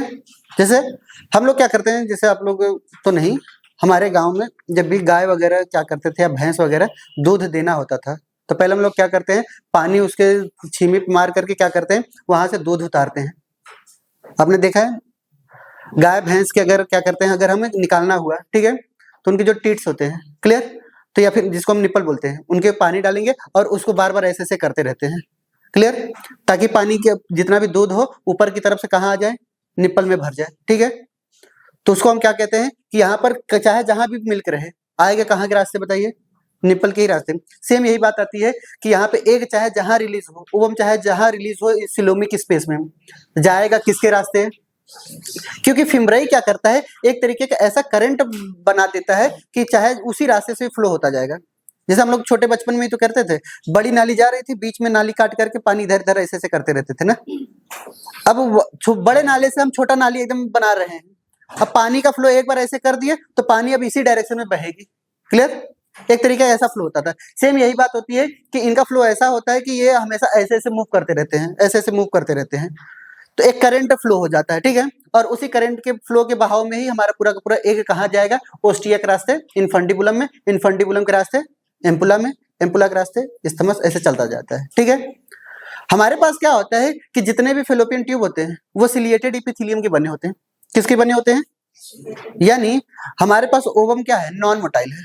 अगर एक बार आप बताइए, नॉन मोटाइल है, सिलोमिक स्पेस में तो कोई फिम्ब्राई नहीं है, अरे बोलिए, किसी तरीके का सीलिया नहीं है, फिर सिलोमिक स्पेस से हम फेलोपियन ट्यूब तक कैसे जाएगा? तो यही फिम्ब्राई लेकर के जाता है, वो करंट बहा देता है, ठीक है। फिर अगर एक बार फेलोपियन ट्यूब के अंदर इंटर किया तो फेलोपियन ट्यूब के सारे पॉइंट पर सिलिएटेड इपिथेलियम बने होते हैं, और सिलिएटेड इपिथेलियम का काम क्या होता है? ये सिलियरी मूवमेंट कराते हैं, और सिलियरी मूवमेंट एक तरीके का क्या होता है? टुवर्ड्स द यूट्रस, यूट्रस की तरफ लेकर के जाते हैं ओवम को, और जहां पे एम्पुला मिलता है वाइडेस्ट पार्ट, वहां पे थोड़ा बहुत रेस्ट करते हैं। और अगर उसी दौरान क्या आ गया, अरे क्या आ गया, स्पर्म आ गया, तो फ्यूज हो गए। दूसरा पॉइंट, माना यह जाता है, लोग कहते हैं कि महिलाओं को स्मोकिंग नहीं करनी चाहिए, ठीक है। क्यों नहीं करनी चाहिए? उसके भी दो रीजन है। पहला रीजन तो लोगों को लगता है कि चलो ये हमारे पास जितने भी ट्रेकिया हैं, हमारे पास ब्रोंकाई है, ब्रोंकियोल्स हैं, जो अपर पार्ट होते हैं रिस्पिरेटरी ट्रैक के, वो सबके सब सिलिएटेड इपिथेलियम के बने होते हैं, तो पूरा का पूरा सीलिया यहाँ से अगर क्या हो जाएगा? डेड हो जाएगा। हालांकि डैमेज होने पर रिपेयरिंग भी होती है, ठीक है, बट दिन में 5 बार 25 बार पी रहे हो तो डैमेज होने के बाद रिपेयरिंग होने का मौका कहाँ दे रहे हो आप? क्लियर? तो ये क्या करते हैं हमारे यहाँ पर स्किन जो ल्यूमेन होती है वो एकदम मोटी कर देती है, जिसकी वजह से क्या होता है? यहाँ पे कफ जाम हो जाता है, क्लियर, और सांस लेने में तकलीफ होती है। पहला रीजन तो ये है। दूसरा रीजन ये है कि हमारे पास यही स्मोकिंग अगर कर रहे हैं और ये पार्ट कहाँ चला गया? फेलोपियन ट्यूब के अंदर, स्मोकिंग वाला पार्ट, तो वहां पे भी जितने भी सिलियरी मूवमेंट होते हैं, यानी जितने भी सिलिया है उनको क्या कर देगा? वो रिमूव कर देगा। क्लियर?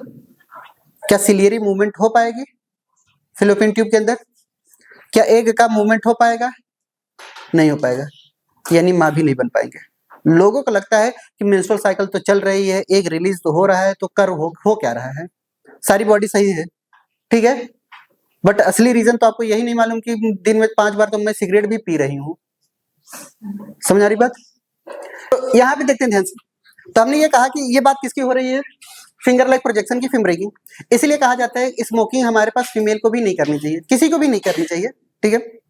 दूसरा पॉइंट आता है हमारे पास क्या? ये इनफंडिबुलम के बारे में क्या बोला? Proximal part of oviduct open into a funnel shaped structure, यानी फनल शेप्ड स्ट्रक्चर इनफंडिबुलम का ही है, ओपन नहीं लिखेंगे फिर भी चलेगा। इनके पास क्या होता है? फिंगर लाइक प्रोजेक्शन, और ये क्या करता है? फिंगर लाइक प्रोजेक्शन का नाम क्या है? फिम्ब्राई। ये किसमें मदद करता है? Help in collection of ovum, ठीक है, यानी ये किसमें मदद कर रहा है? हेल्प इन, ये फिम्ब्राई का फंक्शन बता रहा हूं, ठीक है, help in collection of ovum after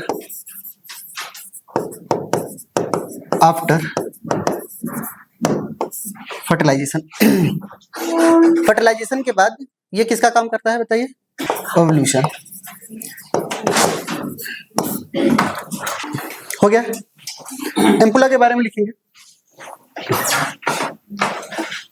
चलिए एम्पुला के बारे में लिखते हैं ना। पहला पॉइंट लिखेंगे,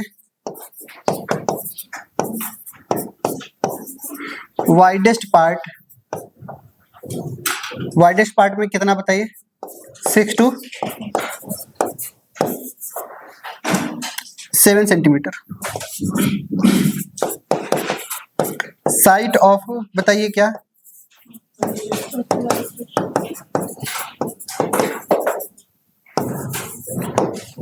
साइट ऑफ फर्टिलाइजेशन। एम्पुला के बारे में इससे ज्यादा कोई नहीं पूछेगा आपसे, क्लियर।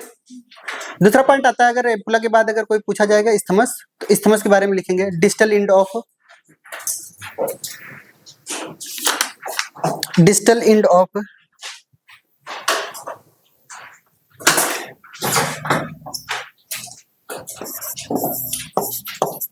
फैलोपियन ट्यूब, ये कैसा पार्ट है बताइए? डिस्टल पार्ट है या डिस्टल एंड है ऑफ क्या? ओविडक्ट। ये कैसा होता है? नैरो होता है। कैसा होता है? नैरो होता है। And joins the fallopian tube to किससे बताइए? यूट्रस से। ठीक है, यूट्रस को किससे जोड़ता है बताइए? फैलोपियन ट्यूब से जोड़ता है। नोट डालकर कुछ बातें लिखेंगे।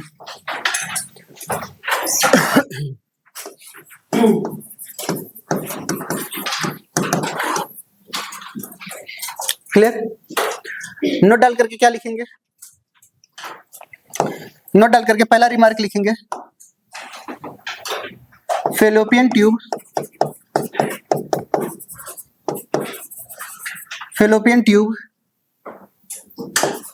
is lined by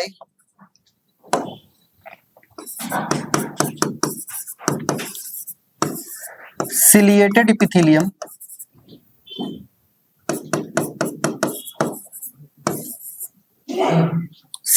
epithelium which help in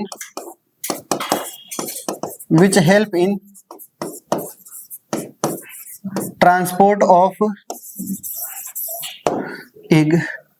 ठीक है, which help in transport of ovum या एग। एग या ओवम के ट्रांसपोर्ट में कौन मदद करता है बताइए? Fallopian tube. और फैलोपियन ट्यूब क्यों करता है बताइए? क्यों? क्योंकि उनके पास क्या है बताइए? सिलिएटेड इपिथेलियम पाई जा रही है। क्लियर? अब दूसरा पॉइंट सुनते हैं। सारी बातें नोट डाल करके याद रखना है। दूसरा पॉइंट हम आपको ये बताने जा रहे हैं कि जो ओवम निकला या एग निकला, ठीक है, ओवरी से, कहाँ पे निकला? सिलोमी के स्पेस में। अब उसका नाम पड़ जाएगा सिलोमिक एग। क्या बोलेंगे? Coelomic egg. और सिलोमिक एग को क्या कौन कलेक्ट करेगा? फिम्ब्राई। किसके थ्रू जाएगी? ओस्टिया के थ्रू। किसके पास जाएगी? इनफंडिबुलम। फिर उसके बाद एम्पुला। ये सारे के सारे कार्यक्रम 48 आवर के अंदर हो जाने चाहिए। किसके अंदर हो जाने चाहिए? 48 आवर के अंदर हो जानी चाहिए। स्पर्म की जो वायबिलिटी होती है, ठीक है, वो 24 आवर के आसपास की होती है। 24 घंटे तक वो जिंदा रह सकती है। क्लियर? जिंदा तो 24 घंटे से लेकर के 48 आवर तक हो सकती है, 48 घंटे तक। जो फर्टिलाइजेबिलिटी होती है, फर्टिलाइजेशन करने की जो टेंडेंसी होती है, वो 24 आवर की होती है। क्लियर? और सेम यही बात होती है हमारे पास कौन? ओवम की बात करेंगे तो ओवम जब भी निकलेगा तो सिर्फ और सिर्फ कितने हमारे घंटे तक रहता है बताइए? 48 आवर तक जिंदा रह सकता है। उसके बाद ओवम भी क्या होने लगता है? डिजेनरेट होना स्टार्ट हो जाता है। अब अगर हम मान करते हैं कि अगर 48 घंटे तक जिंदा है, अगर लास्ट मोमेंट में अगर फर्टिलाइजेशन हो गया, ठीक है, तब तो ठीक है। क्लियर? नहीं तो फर्टिलाइजेशन नहीं होगा तो ये डिजेनरेट हो जाती है। यानी ओवम स्पर्म का इंतजार कब तक करेगी? 2 दिन तक इंतजार करती है कि मेरे शहजादे साहब आएंगे, जरूर आएंगे। क्लियर? अगर नहीं आए तो ओवम क्या करते हैं? उनके कई सारे लेयर होते हैं, corona radiata and zona pellucida, कई सारे होंगे, अभी हम बताएंगे। वो लेयर क्या होंगे? डिजेनरेट, डिसइंटीग्रेट होकर के अपने क्या होंगे? उतार के फेंक देंगे। जितने गहने होंगे वो शहजादी साहब उतार देंगे। ठीक है? और वो क्या करते हैं? आगे चल करके कार्पस एल्बिकेंस में कन्वर्ट हो जाती हैं। क्लियर? और यही इंडोमेट्रियम की वॉल को क्या करती हैं? धीरे धीरे डिजेनरेट करती हैं। और यहाँ से इंडोमेट्रियम वॉल हाईली वेस्कुलराइज्ड होती है, ब्लड वेसल सबसे ज्यादा होती है, तो बहुत ज्यादा ब्लीडिंग होती है, जिसको हम कहते हैं ब्लड वीपिंग ऑफ यूट्रस। खून की आंसू होती हैं। क्यों? क्योंकि उनके शहजादे साहब नहीं आए। समझ आई बात? तो यानी हमें ये बात याद रखना है कि यहाँ पर जितने भी एग रिलीज हुए, कहाँ से? ओवरी से, सिलोमिक स्पेस में, तो अब ये क्या कहलाएंगे? सिलोमिक एग कहलाएंगे। और सिलोमिक एग सरवाइव करेगा till 48 hour. After 48 hour they will start degenerate. उसके बाद वो क्या होना स्टार्ट हो जाते हैं? डिजेनरेट स्टार्ट होना जाते हैं। क्लियर? तो लिख लेते हैं हमारे पास, पहले माहौल बना करके लिख लें, ठीक है। चलिए लिखेंगे हमारे पास,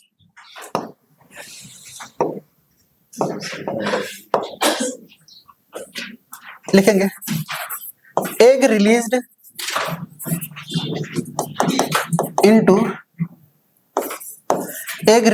into coelomic space called as coelomic E and survive for कितने आवर तक बताइए? 48 आवर तक, ठीक है। अब 48 आवर के बाद क्या होगा बताइए? आफ्टर 48 आवर क्या होगा बताइए?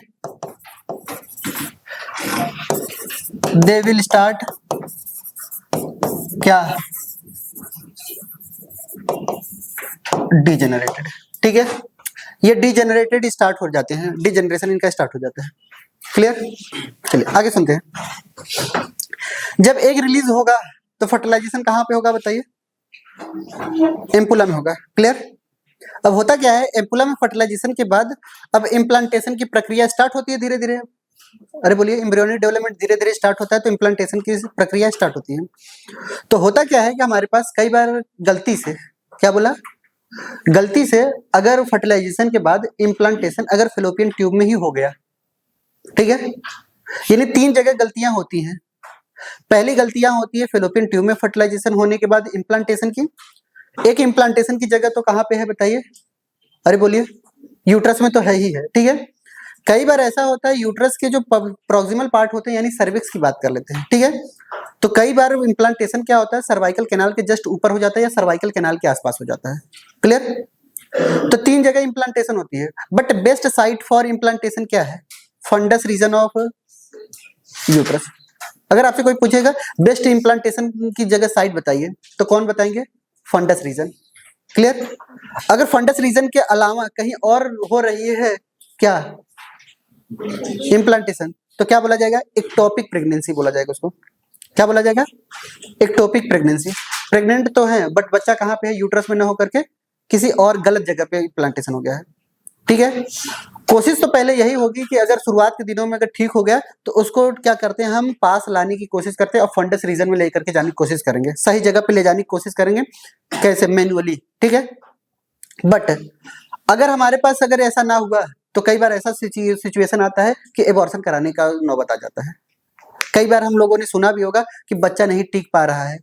बच्चा क्यों नहीं टिकेगा? जब सही जगह पे इम्प्लांटेशन नहीं होगी तो यही हाल होगा। क्लियर? दूसरा पॉइंट आता है हमारे पास क्या, कि कई बार ऐसा बोलते हैं, आप लोग भी सुनने में आता होगा कि बच्चा अपनी जगह पे नहीं है। कई बार ऐसा सुनने में आता है, ये फंडस रीजन में नहीं है, इम्प्लांटेशन तो है बट बच्चे का मूवमेंट जो है वो अलग डायरेक्शन में हो गया है। ये सारी पॉइंट अभी आएंगे, सब प्रेगनेंसी आने दीजिए तब हम बता देंगे सब कुछ। क्लियर?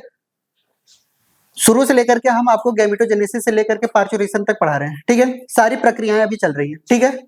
अभी तो शुरुआत की ही चल रही है ना। फिर उसके बाद क्या चल रहा है? अभी गैमेटोजेनेसिस पढ़ाएंगे, अभी oogenesis पढ़ाएंगे, फिर फर्टिलाइजेशन पढ़ाएंगे, फिर उसके बाद क्या पढ़ाएंगे? इम्प्लांटेशन। इम्प्लांटेशन के बाद आता है पार्चुरेशन, ठीक है। जेस्टेशन पीरियड के दौरान भी और इम्प्लांटेशन के बाद फिर उसके बाद हमारे पास सारे पॉइंट आएंगे। क्लियर? पार्चुरेशन हो गया खत्म, हमारे चैप्टर खत्म। मिठाई खिला देंगे तुम लोगों को, बच्चे पैदा हो गए ना। क्लियर? चलिए आगे बढ़ते हैं, नेक्स्ट पॉइंट आगे बढ़ेंगे। हमने ये कहा कि फेलोपियन ट्यूब के बारे में हो गया, ये बात हो गई। क्लियर? तो हमने ये कहा कि बेस्ट साइट पहले बताइए, नोट डाल करके पहले यही पॉइंट याद रख लीजिएगा, ठीक है। हम क्या समझेंगे? अगर बेस्ट साइट पूछा जाए फॉर इम्प्लांटेशन, इम्प्लांटेशन की बेस्ट साइट बताइए, तो क्या बताएंगे? बताइए, fundus region of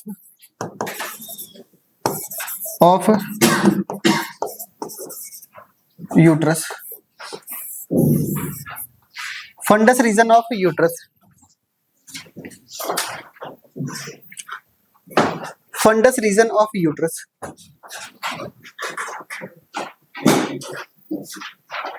funds region of uterus. Clear?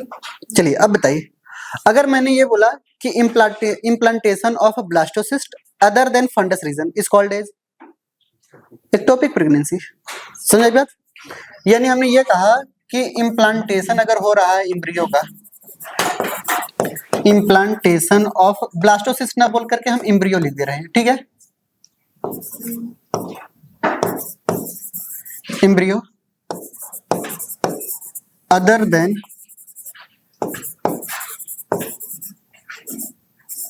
Funds region is called as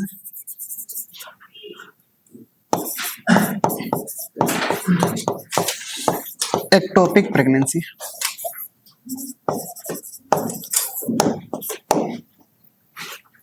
ठीक है, कई बार इसको हम एक्टोपिक इम्प्लांटेशन भी बोलते हैं। क्लियर?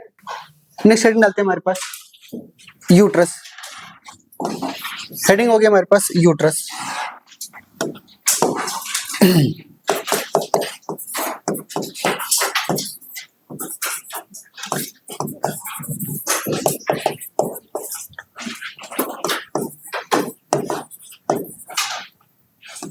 यूट्रस का दूसरा नाम क्या बताइए?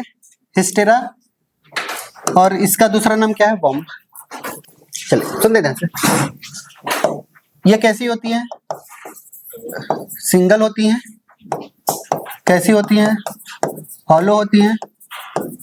कैसी होती हैं? मस्कुलर होती हैं। बोले बात सही है? दूसरा पॉइंट, ये कैसी होती है? इनवर्टेड पियर शेप्ड होती हैं।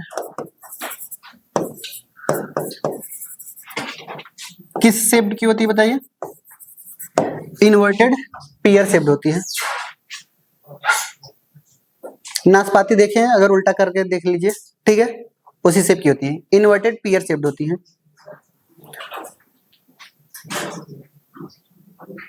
क्लियर? सेकंड पॉइंट समझते हैं इनके बाद। ये किसमें मदद करती हैं? ये हेल्प करती हैं किसमें बताइए? हेल्प इन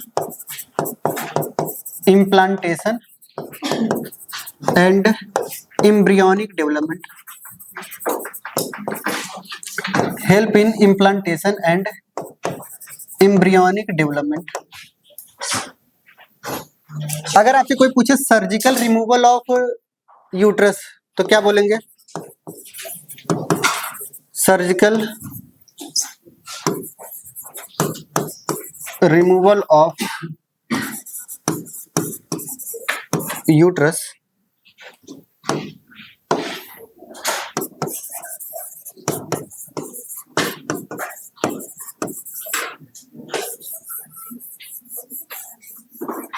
हिस्टेरेक्टोमी बोलते हैं।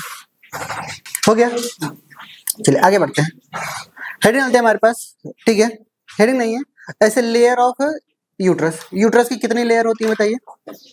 3 लेयर। ध्यान से देखिएगा।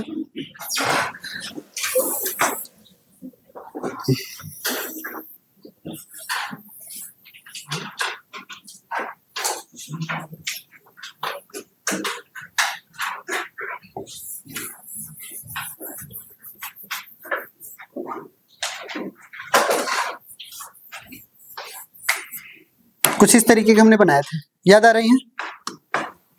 इनर मोस्ट लेयर की बात करेंगे तो ये कैसी थी? इनर मोस्ट लेयर की बात करेंगे तो इंडोमेट्रियम थी। क्लियर? फिर इनके अंदर क्या होता था बताइए? कुछ इस तरीके की लेयर पाई गई थी।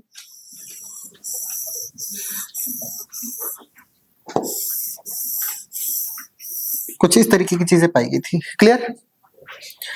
फिर यहां से क्या स्टार्ट होता था हमारे पास?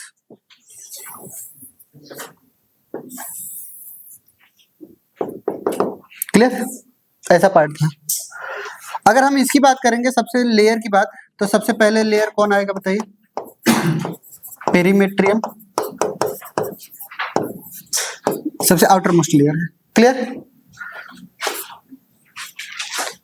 लिखिए और क्या, ठीक है? Layer of uterus. यूट्रस की 3 लेयर, पेरीमेट्रियम, मायोमेट्रियम, इंडोमेट्रियम। सबसे पहले बारे में लिखेंगे पेरीमेट्रियम के बारे में लिखेंगे, सिर्फ और सिर्फ एक ही पॉइंट, आउटर मोस्ट लेयर। कैसी लेयर है ये बताइए?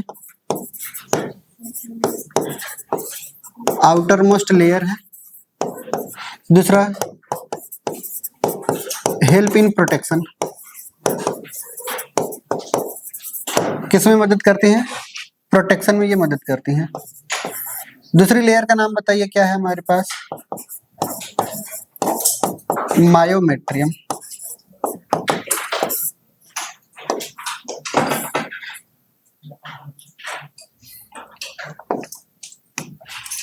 नेक्स्ट लिखेंगे हमारे पास मायोमेट्रियम, लिखेंगे मायोमेट्रियम में लिखेंगे middle layer and thickest layer,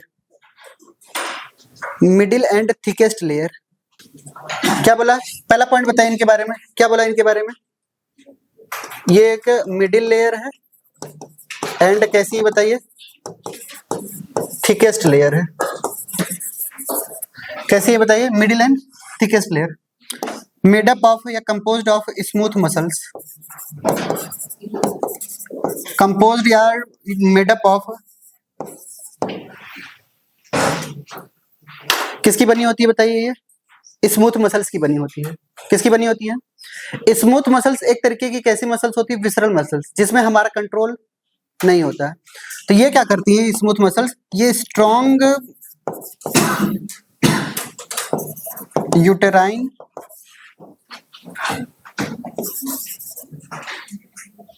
muscle contraction कराती है।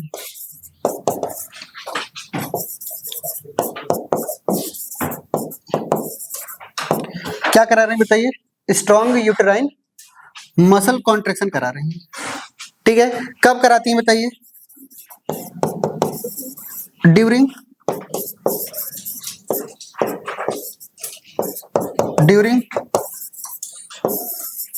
पार्चुरेशन। ठीक है, यानी जब भी डिलीवरी होती है उस दौरान क्या करते हैं? ये स्ट्रॉन्ग मसल कॉन्ट्रैक्शन कराती हैं। सुनिए ध्यान से, ये क्यों कराती हैं ये भी ध्यान रखिएगा।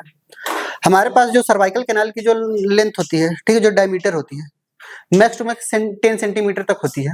कितने सेंटीमीटर तक? 10 सेंटीमीटर तक मैक्स टू मैक्स। क्लियर? अब 10 सेंटीमीटर के हमारे पास सर्वाइकल कैनाल है। अब उसमें से लगभग हमारे पास अगर किसी भी बेबी की बात करेंगे तो 10 सेंटीमीटर से ज्यादा ही उनका खोपड़ी होगा। क्लियर? अब वहां से पास कराना बस की बात तो नहीं है, तो ये बहुत ही स्ट्रॉन्ग मसल कॉन्ट्रैक्शन कराती है, इसीलिए ताकि इतना हाई प्रेशर की वजह से ये पास हो जाए, ताकि ये लेबर पेन कहलाता है। यानी दुनिया का सबसे बड़ा दुख कौन सा होता है? बच्चे पैदा करना। ठीक है, अगर एक बार किसी ने बच्चे पैदा कर लिया उससे महान कोई नहीं है। मतलब सारी दुख एक तरफ है और पार्चुरेशन के दौरान लेबर पेन एक तरफ। और कई बार ऐसा होता है कि लेबर पेन बहुत ही कम समय के लिए आता है। अगर ज्यादा समय के लिए लेबर पेन रहा तो डेथ भी हो सकती है। इसीलिए पार्चुरेशन क्या होता है कि बहुत ही फास्ट प्रोसेस होती है, कुछ ही समय में होता है ये। क्लियर? अगर डिलीवरी का समय अगर बढ़ गया तो समझ जाइए कि दोनों को खतरा है, माँ को भी खतरा है, बच्चे को भी। बच्चा सफोकेशन से भी मर सकता है। क्लियर? और ये सारी चीजें बताएंगे अभी डिलीवरी आने दो। क्लियर? फिर उसके बाद आता है हमारे पास क्या? स्ट्रॉन्ग यूट्राइन मसल कॉन्ट्रैक्शन, और ये क्या करता है? During parturition. क्लियर? दूसरा पॉइंट क्या आता है? होता क्या है हमारे पास, ये मान चलते हैं ये मायोमेट्रियम है।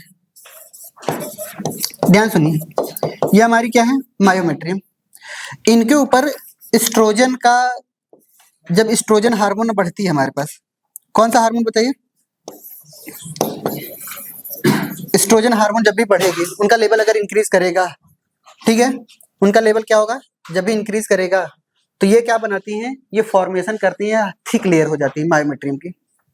ठीक है, और बहुत ज्यादा थिक लेयर होती है तो ये मसल्स के मास बढ़ने लगते हैं, साइज बढ़ने लगती है। ठीक है, तो ये क्या बना लेती हैं? मसल्स का बढ़ना साइज में।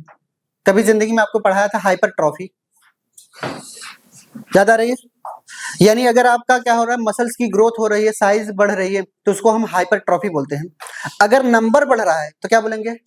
हाइपरप्लेसिया। याद आ रही है? तो यानी हमारे पास क्या है कि ये मसल्स हाइपरट्रॉफी में मदद करती हैं, और जरूरी भी है हाइपरट्रॉफी होना। क्यों भाई? क्यों जरूरी है? क्योंकि इतना स्ट्रॉन्ग कॉन्ट्रैक्शन कराना है ना, तो पतला मसल तो नहीं करा पाएगा ना, समझ आई बात? जल्दी करिएगा। क्लियर? यानी ये छोटा सा इंडोमेट्रियम, ये बड़ा सा इंडोमेट्रियम हो गया, अब सॉरी बायोमेट्रियम हो गया। क्लियर? मसल्स बढ़ गए, साइज बढ़ी है। क्लियर? हाइपरट्रॉफी ना समझ में आए? हाइपरट्रॉफी, ठीक है। हाइपरट्रॉफी ना समझ में आए तो समझ जाइए increase in size of muscles, ठीक है। मसल्स की साइज बढ़ जाना, हो गया। चलिए आगे बढ़े। ये कौन सी लेयर है? सेकंड लेयर है। थर्ड लेयर की जिक्र करता है हमारे पास कौन सा? इंडोमेट्रियम। इंडोमेट्रियम के बारे में याद रखिएगा, ये कैसी होती है? इनर मोस्ट एंड अंडरलाइन करके लिखिएगा ग्लैंडुलर लेयर।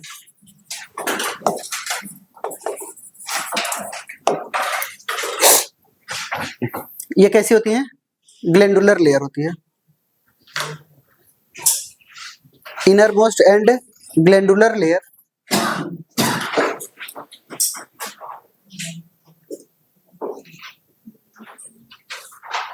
क्लियर? दूसरा पॉइंट लिखेंगे, दूसरा पॉइंट लिखेंगे इनके बारे में। ये हाईली वेस्कुलराइज्ड होती हैं। कैसी होती हैं बताइए? ज्यादा ब्लड वेसल सबसे ज्यादा इनके अंदर ही पाए जाते हैं। हाईली वेस्कुलराइज्ड होती हैं।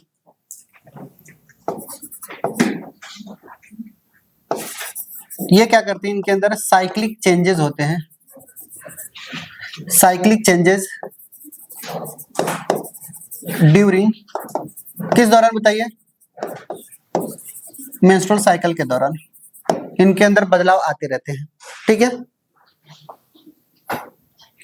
और ये क्या करते हैं? ध्यान सुनिएगा, ये मदद करते हैं हेल्प इन इम्प्लांटेशन। ये किस में मदद करते हैं बताइए? इम्प्लांटेशन। यानी इम्प्लांटेशन कहाँ पे होता है बताइए? इंडोमेट्रियम वॉल पे ही होता है, ठीक है। ध्यान सुनिएगा, इम्प्लांटेशन के बाद इंडोमेट्रियम वॉल का नाम बदल जाता है, ठीक है। इसको हम डेसिडुआ बोलते हैं। क्लियर? तो यानी हमारे पास क्या होता है? एक टर्म आता है डेसिडुआ। डेसिडुआ किसे कहते हैं बताइए? After implantation, after implantation endometrium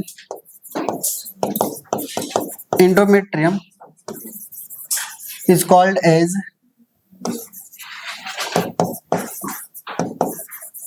decidua.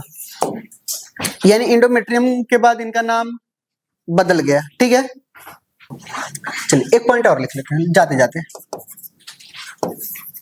जो एस्ट्रोजन होता है help in formation of endometrium. और ये साइक्लिक चेंजेस होते रहते हैं तो एस्ट्रोजन इनको बनाता भी रहता है, ठीक है। इसी को हम क्या बोलते हैं? ये बनाने को प्रोलिफरेशन बोलते हैं। क्या बोलते हैं बताइए? इन्हीं को हम क्या बोलते हैं? प्रोलिफरेशन।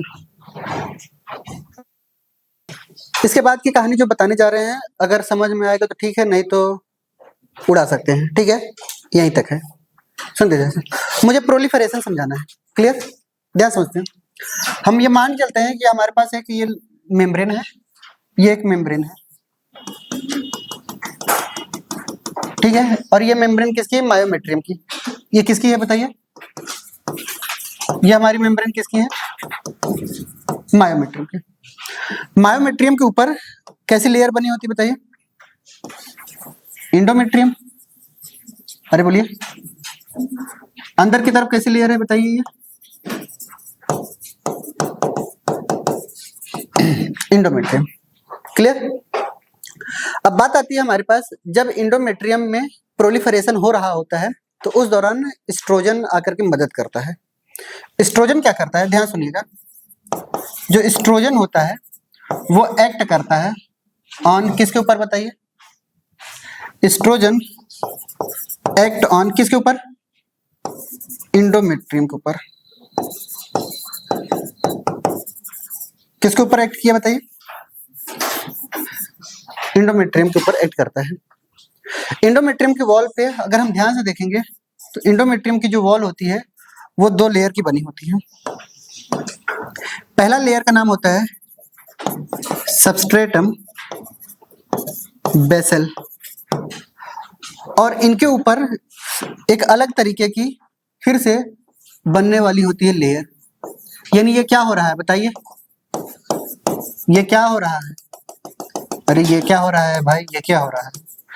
प्रोलिफरेशन हो रहा है। क्या हो रहा है बताइए? यानी ये वाली लेयर को, इंडोमेट्रियम की वाली ये वाली लेयर कैसी लेयर कहलाएगी बताइए? ये बेस पाए जा रहे हैं इसलिए इनको क्या बोला जाएगा? बेसल। इनका नाम क्या है बताइए? Substratum functional. इनका क्या नाम है बताइए? सबस्ट्रेटम,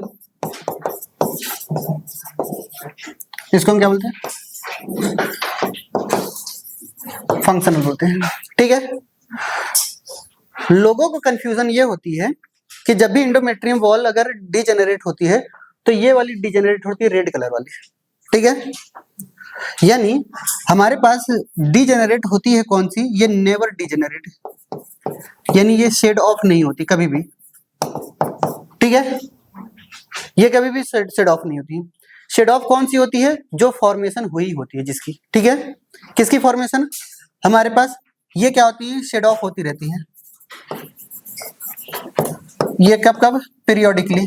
जब जब पीरियड्स आएंगे तो ये कौन शेड ऑफ होता है बताइए? ये फंक्शनल वाली। क्लियर हुआ क्या? बेसल ही बनाती है सब फंक्शनल। ठीक है। मान चलते हैं बेसल का नंबर, हम मान चलते हैं बेसल का नंबर ये है 5। ठीक है। ये आगे चल करके क्या करती हैं? प्रोलिफरेट करती हैं। क्या करती है बताइए? प्रोलिफरेशन करती हैं और इनके नंबर क्या कर लेती हैं? अब क्या हो रहा है इनके बताइए? क्या हो रहा है बताइए? नंबर बढ़ा। नंबर बढ़ा तो क्या बोला जाएगा? हाइपर प्लेसिया। समझ आई बात? ये क्या बोला जाएगा? हाइपर प्लेसिया। हाइपर प्लेसिया का मतलब क्या समझेंगे बताइए? Increases number of muscles. Muscles के नंबर बढ़े ना कि साइज। समझ आई बात? यह हाइपर प्लेसिया है। यानी इंडोमेट्रियम की जो वॉल होती है वो नया बनता है, पुराना ही बनाता है नए को। क्लियर? और नया वाला ही डिजेनरेट होता है, यानी पुराना वाला कभी भी डिजेनरेट नहीं होता है। समझ आई बात? और किसके किसके इन्फ्लुएंस है? Under the influence of. ठीक है। यानी हमारे पास क्या होता है कि जो सबस्ट्रेटम फंक्शनल होते हैं, formation of substratum functional under the influence of किसके बताइए? एस्ट्रोजन। ठीक है। समझ आई बात? यानी ये जितने भी लेयर थे ये यही बनाते हैं। क्लियर? सुन रहे? जो यूट्रस की जो नैरो ल्यूमेन है, इंड होती है, ठीक है, वो सर्विक्स में ओपन होती है। ठीक है। तो लिखेंगे हमारे पास एक पॉइंटर लास्ट में जाते जाते, the lower part of uterus, lower part of uterus, lower part of uterus is narrow, lower part of uterus is narrow, called as cervix, called as cervix। ठीक है। अगर हम ल्यूमेन की बात करेंगे या कैविटी की बात कर रहे हैं, ल्यूमेन ही लिखते हैं। सर्विक्स की ल्यूमेन को हम क्या बोलते हैं बताइए? सर्विक्स की ल्यूमेन को क्या बोलते हैं? Cervical canal. ठीक है। और इसी सर्वाइकल कैनाल के पास क्या पाया जाता है बताइए? सर्वाइकल कैनाल के पास क्या पाया जाता है? हैज इंटर म्यूकोसल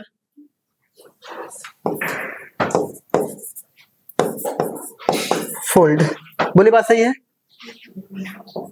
ये क्या सीक्रेट करती हैं? कुछ हार्मोन।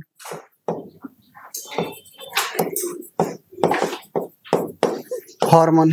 इसका मतलब ये कह सकते हैं कि जो सर्विक्स होते हैं वो कैसे होते हैं? बताइए, सर्विक्स कैसे होते हैं? ग्लैंडुलर होते हैं। बोली बात सही है?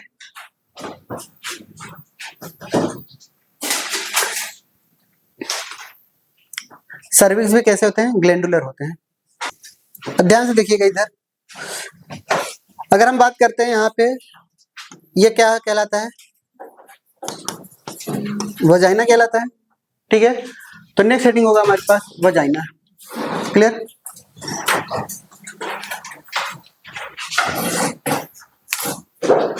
चलिए वजाइना के बारे में पहला पॉइंट लिखेंगे। वजाइना के बारे में, it forms birth canal. Vagina क्या करता है बताइए? It forms birth canal along with, किसके साथ मिल करके बताइए? सर्विक्स। ठीक है, यानी इसका मतलब हम ये कह सकते हैं कि जो बर्थ कैनाल होता है वो कुछ ऐसा होता है क्या?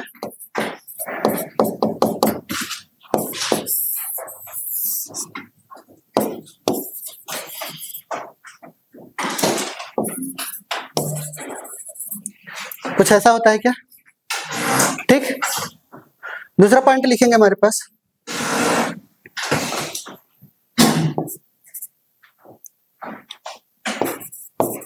Has acidic medium.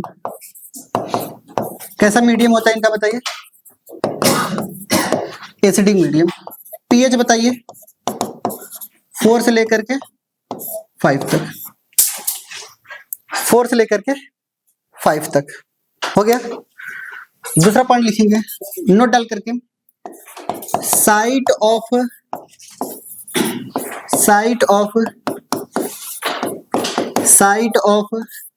Capacitation. Capacitation की साइट कौन सी है? वजाइना। याद आ रही है? अरे बताइए, 2 दिन पहले बताया था ना। क्लियर? कैपेसिटेशन की साइट वजाइना। कैपेसिटेशन क्या है? Removal of inhibin and cholesterol. याद आ रही बातें? क्लियर? Site of capacitation. आगे बढ़े, सुनते ध्यान से। इनके पास कुछ क्या पाए जाते हैं? बैक्टीरिया पाए जाते हैं। क्या पाए जाते हैं? बैक्टीरिया पाए जाते हैं। ध्यान सुनिएगा, इन बैक्टीरिया का काम क्या होता है? जो भी ग्लाइकोजन होती है, ध्यान सुनिएगा, जो भी ग्लाइकोजन होती है उसको लैक्टिक एसिड में, किसमें बताइए? लैक्टिक एसिड में कन्वर्ट करने का काम कौन करता है बताइए? बैक्टीरिया करती है। ठीक है, उस बैक्टीरिया का नाम कभी कभी आपसे कोई पूछ ले तो क्या बताएंगे? डोडरलिन्स बैक्टीरिया।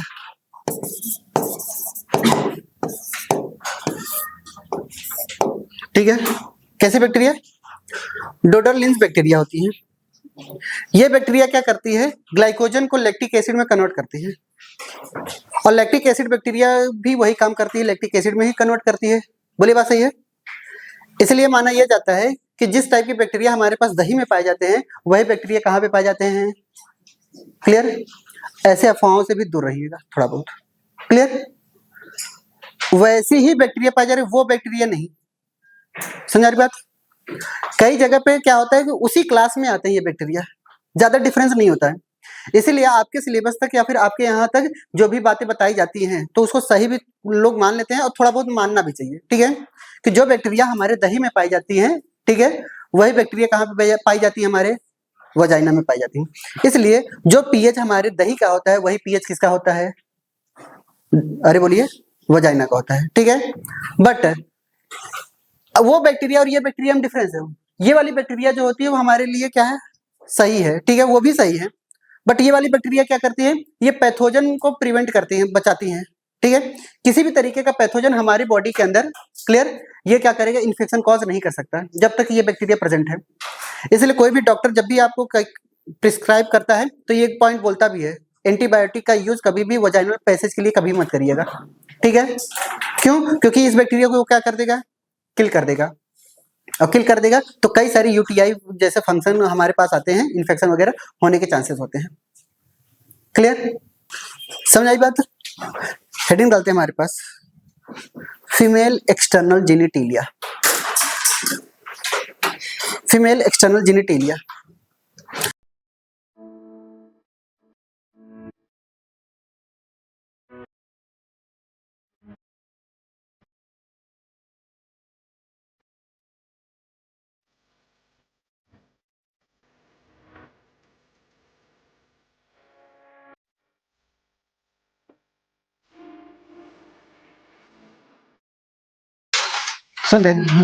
बस करिए, लेबलिंग साथ साथ करा देते हैं, ठीक है। अगर हम किसी भी फीमेल एक्सटर्नल जेनिटेलिया की बात करते हैं, ठीक है, इसी को हम वल्वा भी बोलते हैं। क्या बोलते हैं बताइए? VULVA, इनको हम क्या बोलते हैं? वल्वा, ठीक है। अगर हम फीमेल एक्सटर्नल जेनिटेलिया की बात करेंगे तो यहाँ पे दो फोल्डिंग नजर आती है बेसिकली। कितने फोल्डिंग नजर आती हैं? दो फोल्डिंग नजर आती है। ये बाहर वाली जो फोल्डिंग आपको नजर आती है, इस बाहर वाली फोल्डिंग को हम नाम देते हैं लेबिया मेजोरा, ठीक है। ये डार्क फोल्डिंग होती है, पेयर्ड फोल्डिंग होती है और थिक फोल्डिंग होती है। क्या क्या बोला? डार्क होती हैं और कैसी होती है? पेयर्ड होती हैं और थिक होती हैं। क्लियर? दूसरा पॉइंट आता है कि यहाँ पर लेबिया मेजोरा के बाद ये जो इनर फोल्डिंग आपको दिखाई देती है, ये अंदर वाली फोल्डिंग, इस अंदर वाली फोल्डिंग का नाम हमारे पास आता है लेबिया माइनोरा। ये क्या कहलाती है? Labia minora. Clear? Labia minora क्या होती है? सिंगल होती है। ये चारों तरफ से क्या करती है हमारे पास, वो ओपन रहती हैं, ना ओपन ना होकर के क्लोज रहती हैं, ठीक है। तो यानी ये जो बाहर वाली फोल्डिंग आपको दिखाई दे रही है, ये बाहर वाली फोल्डिंग क्या कहलाती है? Labia majora. ये अंगूठा भी एक तरीके की फोल्डिंग ही है। क्लियर? ये कैसी फोल्डिंग है बताइए हमारे पास? इनर फोल्डिंग है। क्लियर? और इनर फोल्डिंग जो होती है थिन होती है। कैसी होती है? थिन होती है। अब ये जो आपको ओपनिंग नजर आती है, ये जब तक ओपन रहता है तब तक नजर आएगी, ठीक है। नॉर्मल सिचुएशन में क्या होता है, लेबिया माइनोरा इन दोनों ओपनिंग को क्या किए रहती है? कवर किए रहती है, हमें नजर नहीं आती। क्लियर? दूसरा पॉइंट आता है हमारे पास, जितने भी हमारे पास फीमेल एक्सटर्नल जेनिटेलिया होती है वो पेल्विक रीजन के नीचे प्रेजेंट होती है। ओवरी जो होती है लोअर एब्डोमेन, यहाँ पे प्रेजेंट है, ये लोअर एब्डोमेन। इसके जस्ट नीचे आएंगे तो हमारा क्या आएगा? पेल्विक बोन आएगा। पेल्विक बोन याद आ रही है? इलियम, इस्चियम एंड प्यूबिस, तीन लोगों से मिलकर के बना है। तो यानी फीमेल जो एक्सटर्नल जेनिटेलिया होता है वो पेल्विक बोन के नीचे नजर आती है, यानी पेल्विक रीजन अलग होता है, एब्डोमेन रीजन अलग होता है। ये वाला पार्ट जो कहलाता है वो हमारा एब्डोमेन कहलाता है। ये जो पेट वाले रीजन है ये अपर एब्डोमेन है, डायफ्राम के जस्ट नीचे वाला रीजन क्या कहलाएगा? अपर एब्डोमेन, ठीक है। ये नाभि के जस्ट नीचे आएंगे तो ये हमारा लोअर एब्डोमेन कहलाता है। ये क्या कहलाता है? एब्डोमेन में भी अपर और लोअर एब्डोमेन कहलाते हैं। क्लियर?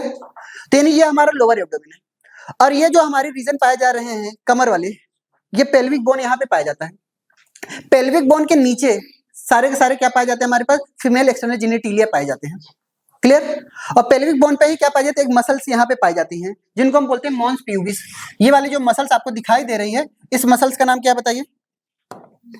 इस मसल्स का नाम क्या बताइए? Mons pubis. और इस मॉन्स प्यूबिस के पास क्या पाए जाते हैं? कुछ हेयर्स लाइक स्ट्रक्चर पाए जाते हैं, ठीक है, कुछ हेयर्स पाए जाते हैं और उनको हम क्या बोलते हैं बताइए? प्यूबिक हेयर बोलते हैं।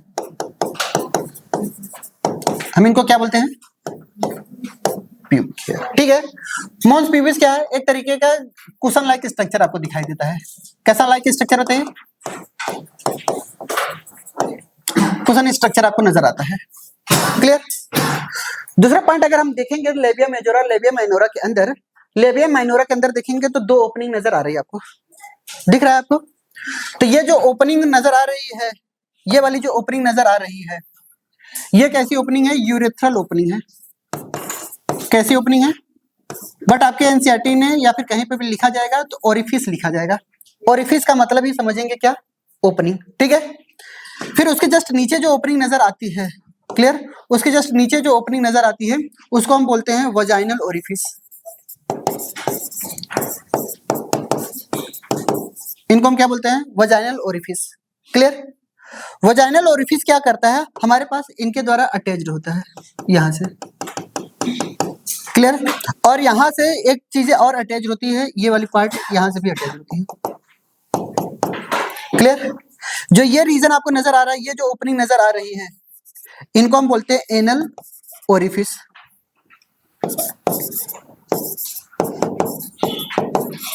ओरिफिस का मतलब क्या समझेंगे हमेशा आप? ओपनिंग, ठीक है। ये तीन ओपनिंग अलग अलग ओपनिंग होती है हमारे अंदर, क्लियर।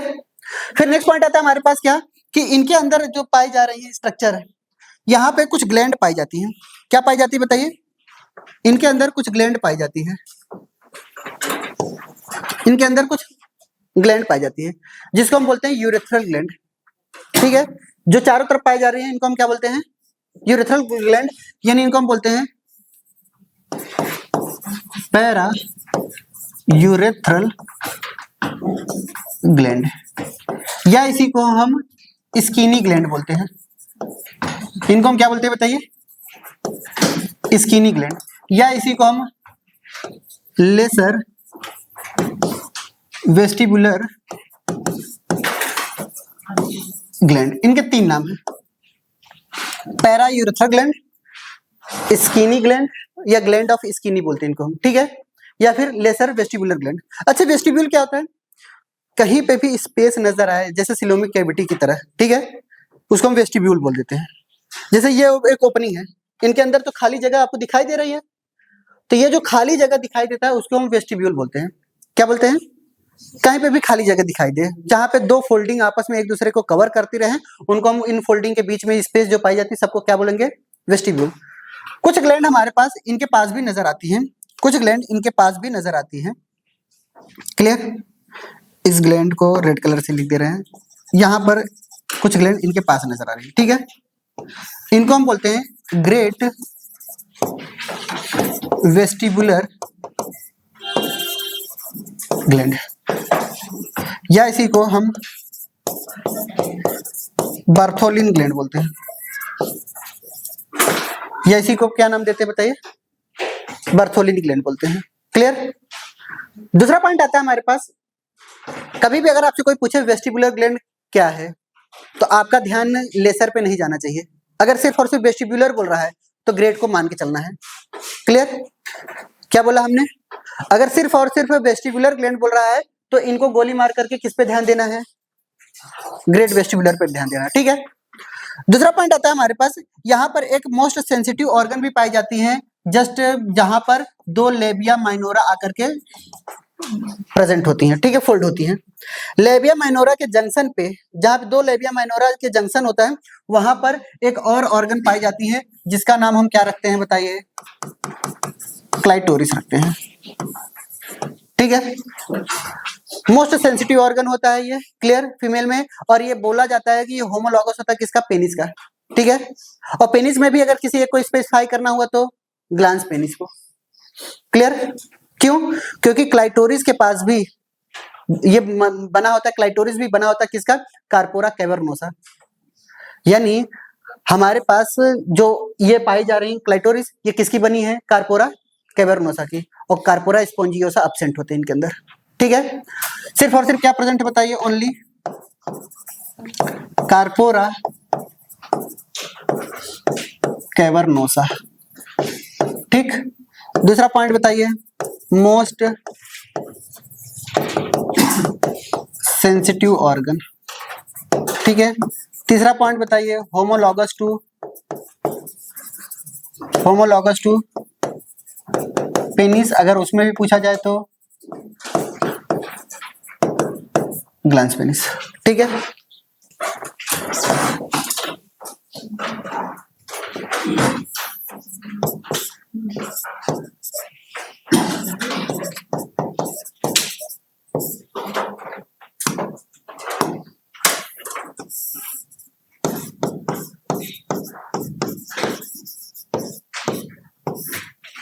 ये पूछा नहीं जाएगा, पेरेनियम क्या होता है? कि मेम्ब्रेन लाइक स्ट्रक्चर होती है जो किसके किसके बीच में प्रेजेंट होती है बताइए? लेबिया माइनोरा और किससे जोड़ रही है? एनल ओरिफिस को, ठीक है। फिर एनल ओरिफिस में हमारे पास क्या आएंगे? लेबिया माइनोरा को वजाइना से जोड़ने वाली मेम्ब्रेन को क्या बोलते हैं? फॉरसीट, ठीक है।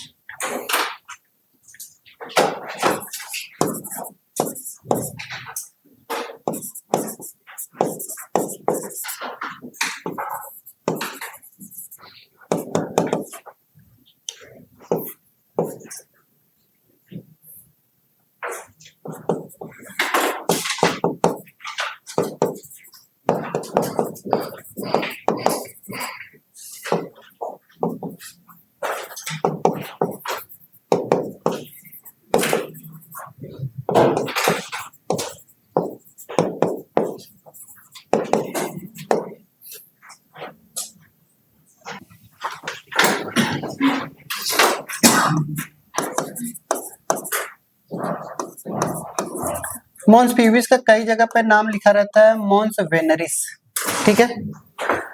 आपने सुना होगा वेनरल डिजीज वगैरह, ठीक है। वेनरिस टर्म किसके लिए किया जाता है यूज? सिंबल ऑफ लव के लिए, ठीक है।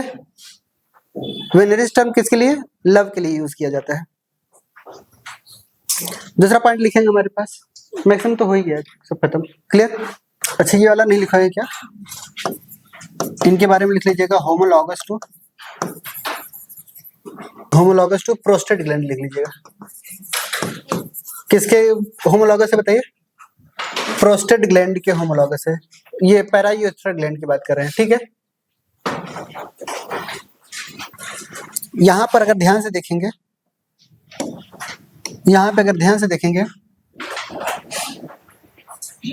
वजाइना के अंदर क्लियर कुछ मेम्ब्रेनस लाइक स्ट्रक्चर है जिसका नाम क्या है? हाइमेन है। नजर आ रहा है? हाइमेन भी नजर नहीं आता, समझ आई बात? चलिए हाइमेन के बारे में एक पॉइंट लिखेंगे, thin mucous membrane,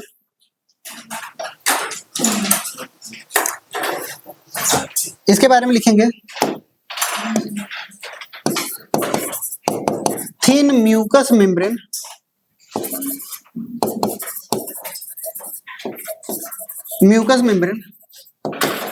which covers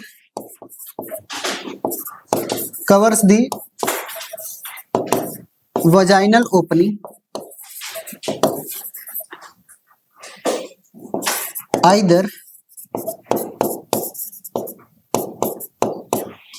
partially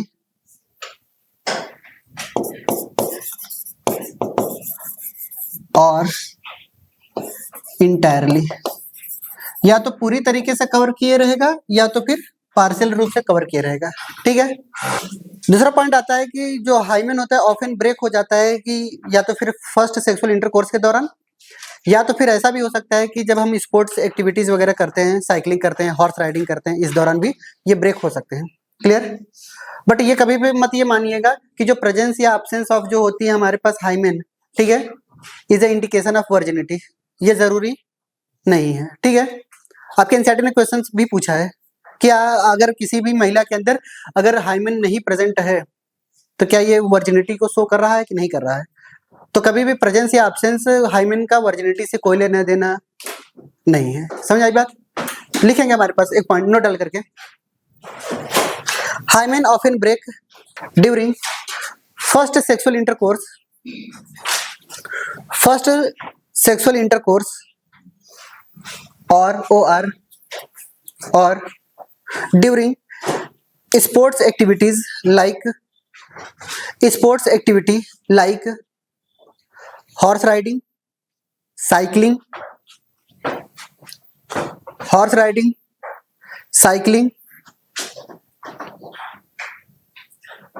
and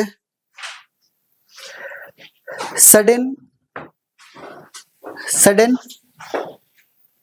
jolt मतलब समझते हो, झटका, jerk.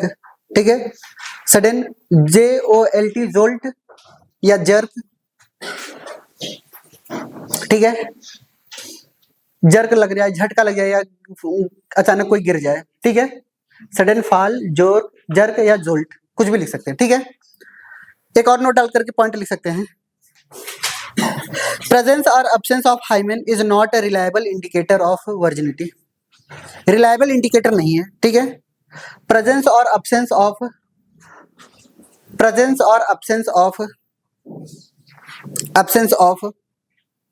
Hymen is not a reliable indicator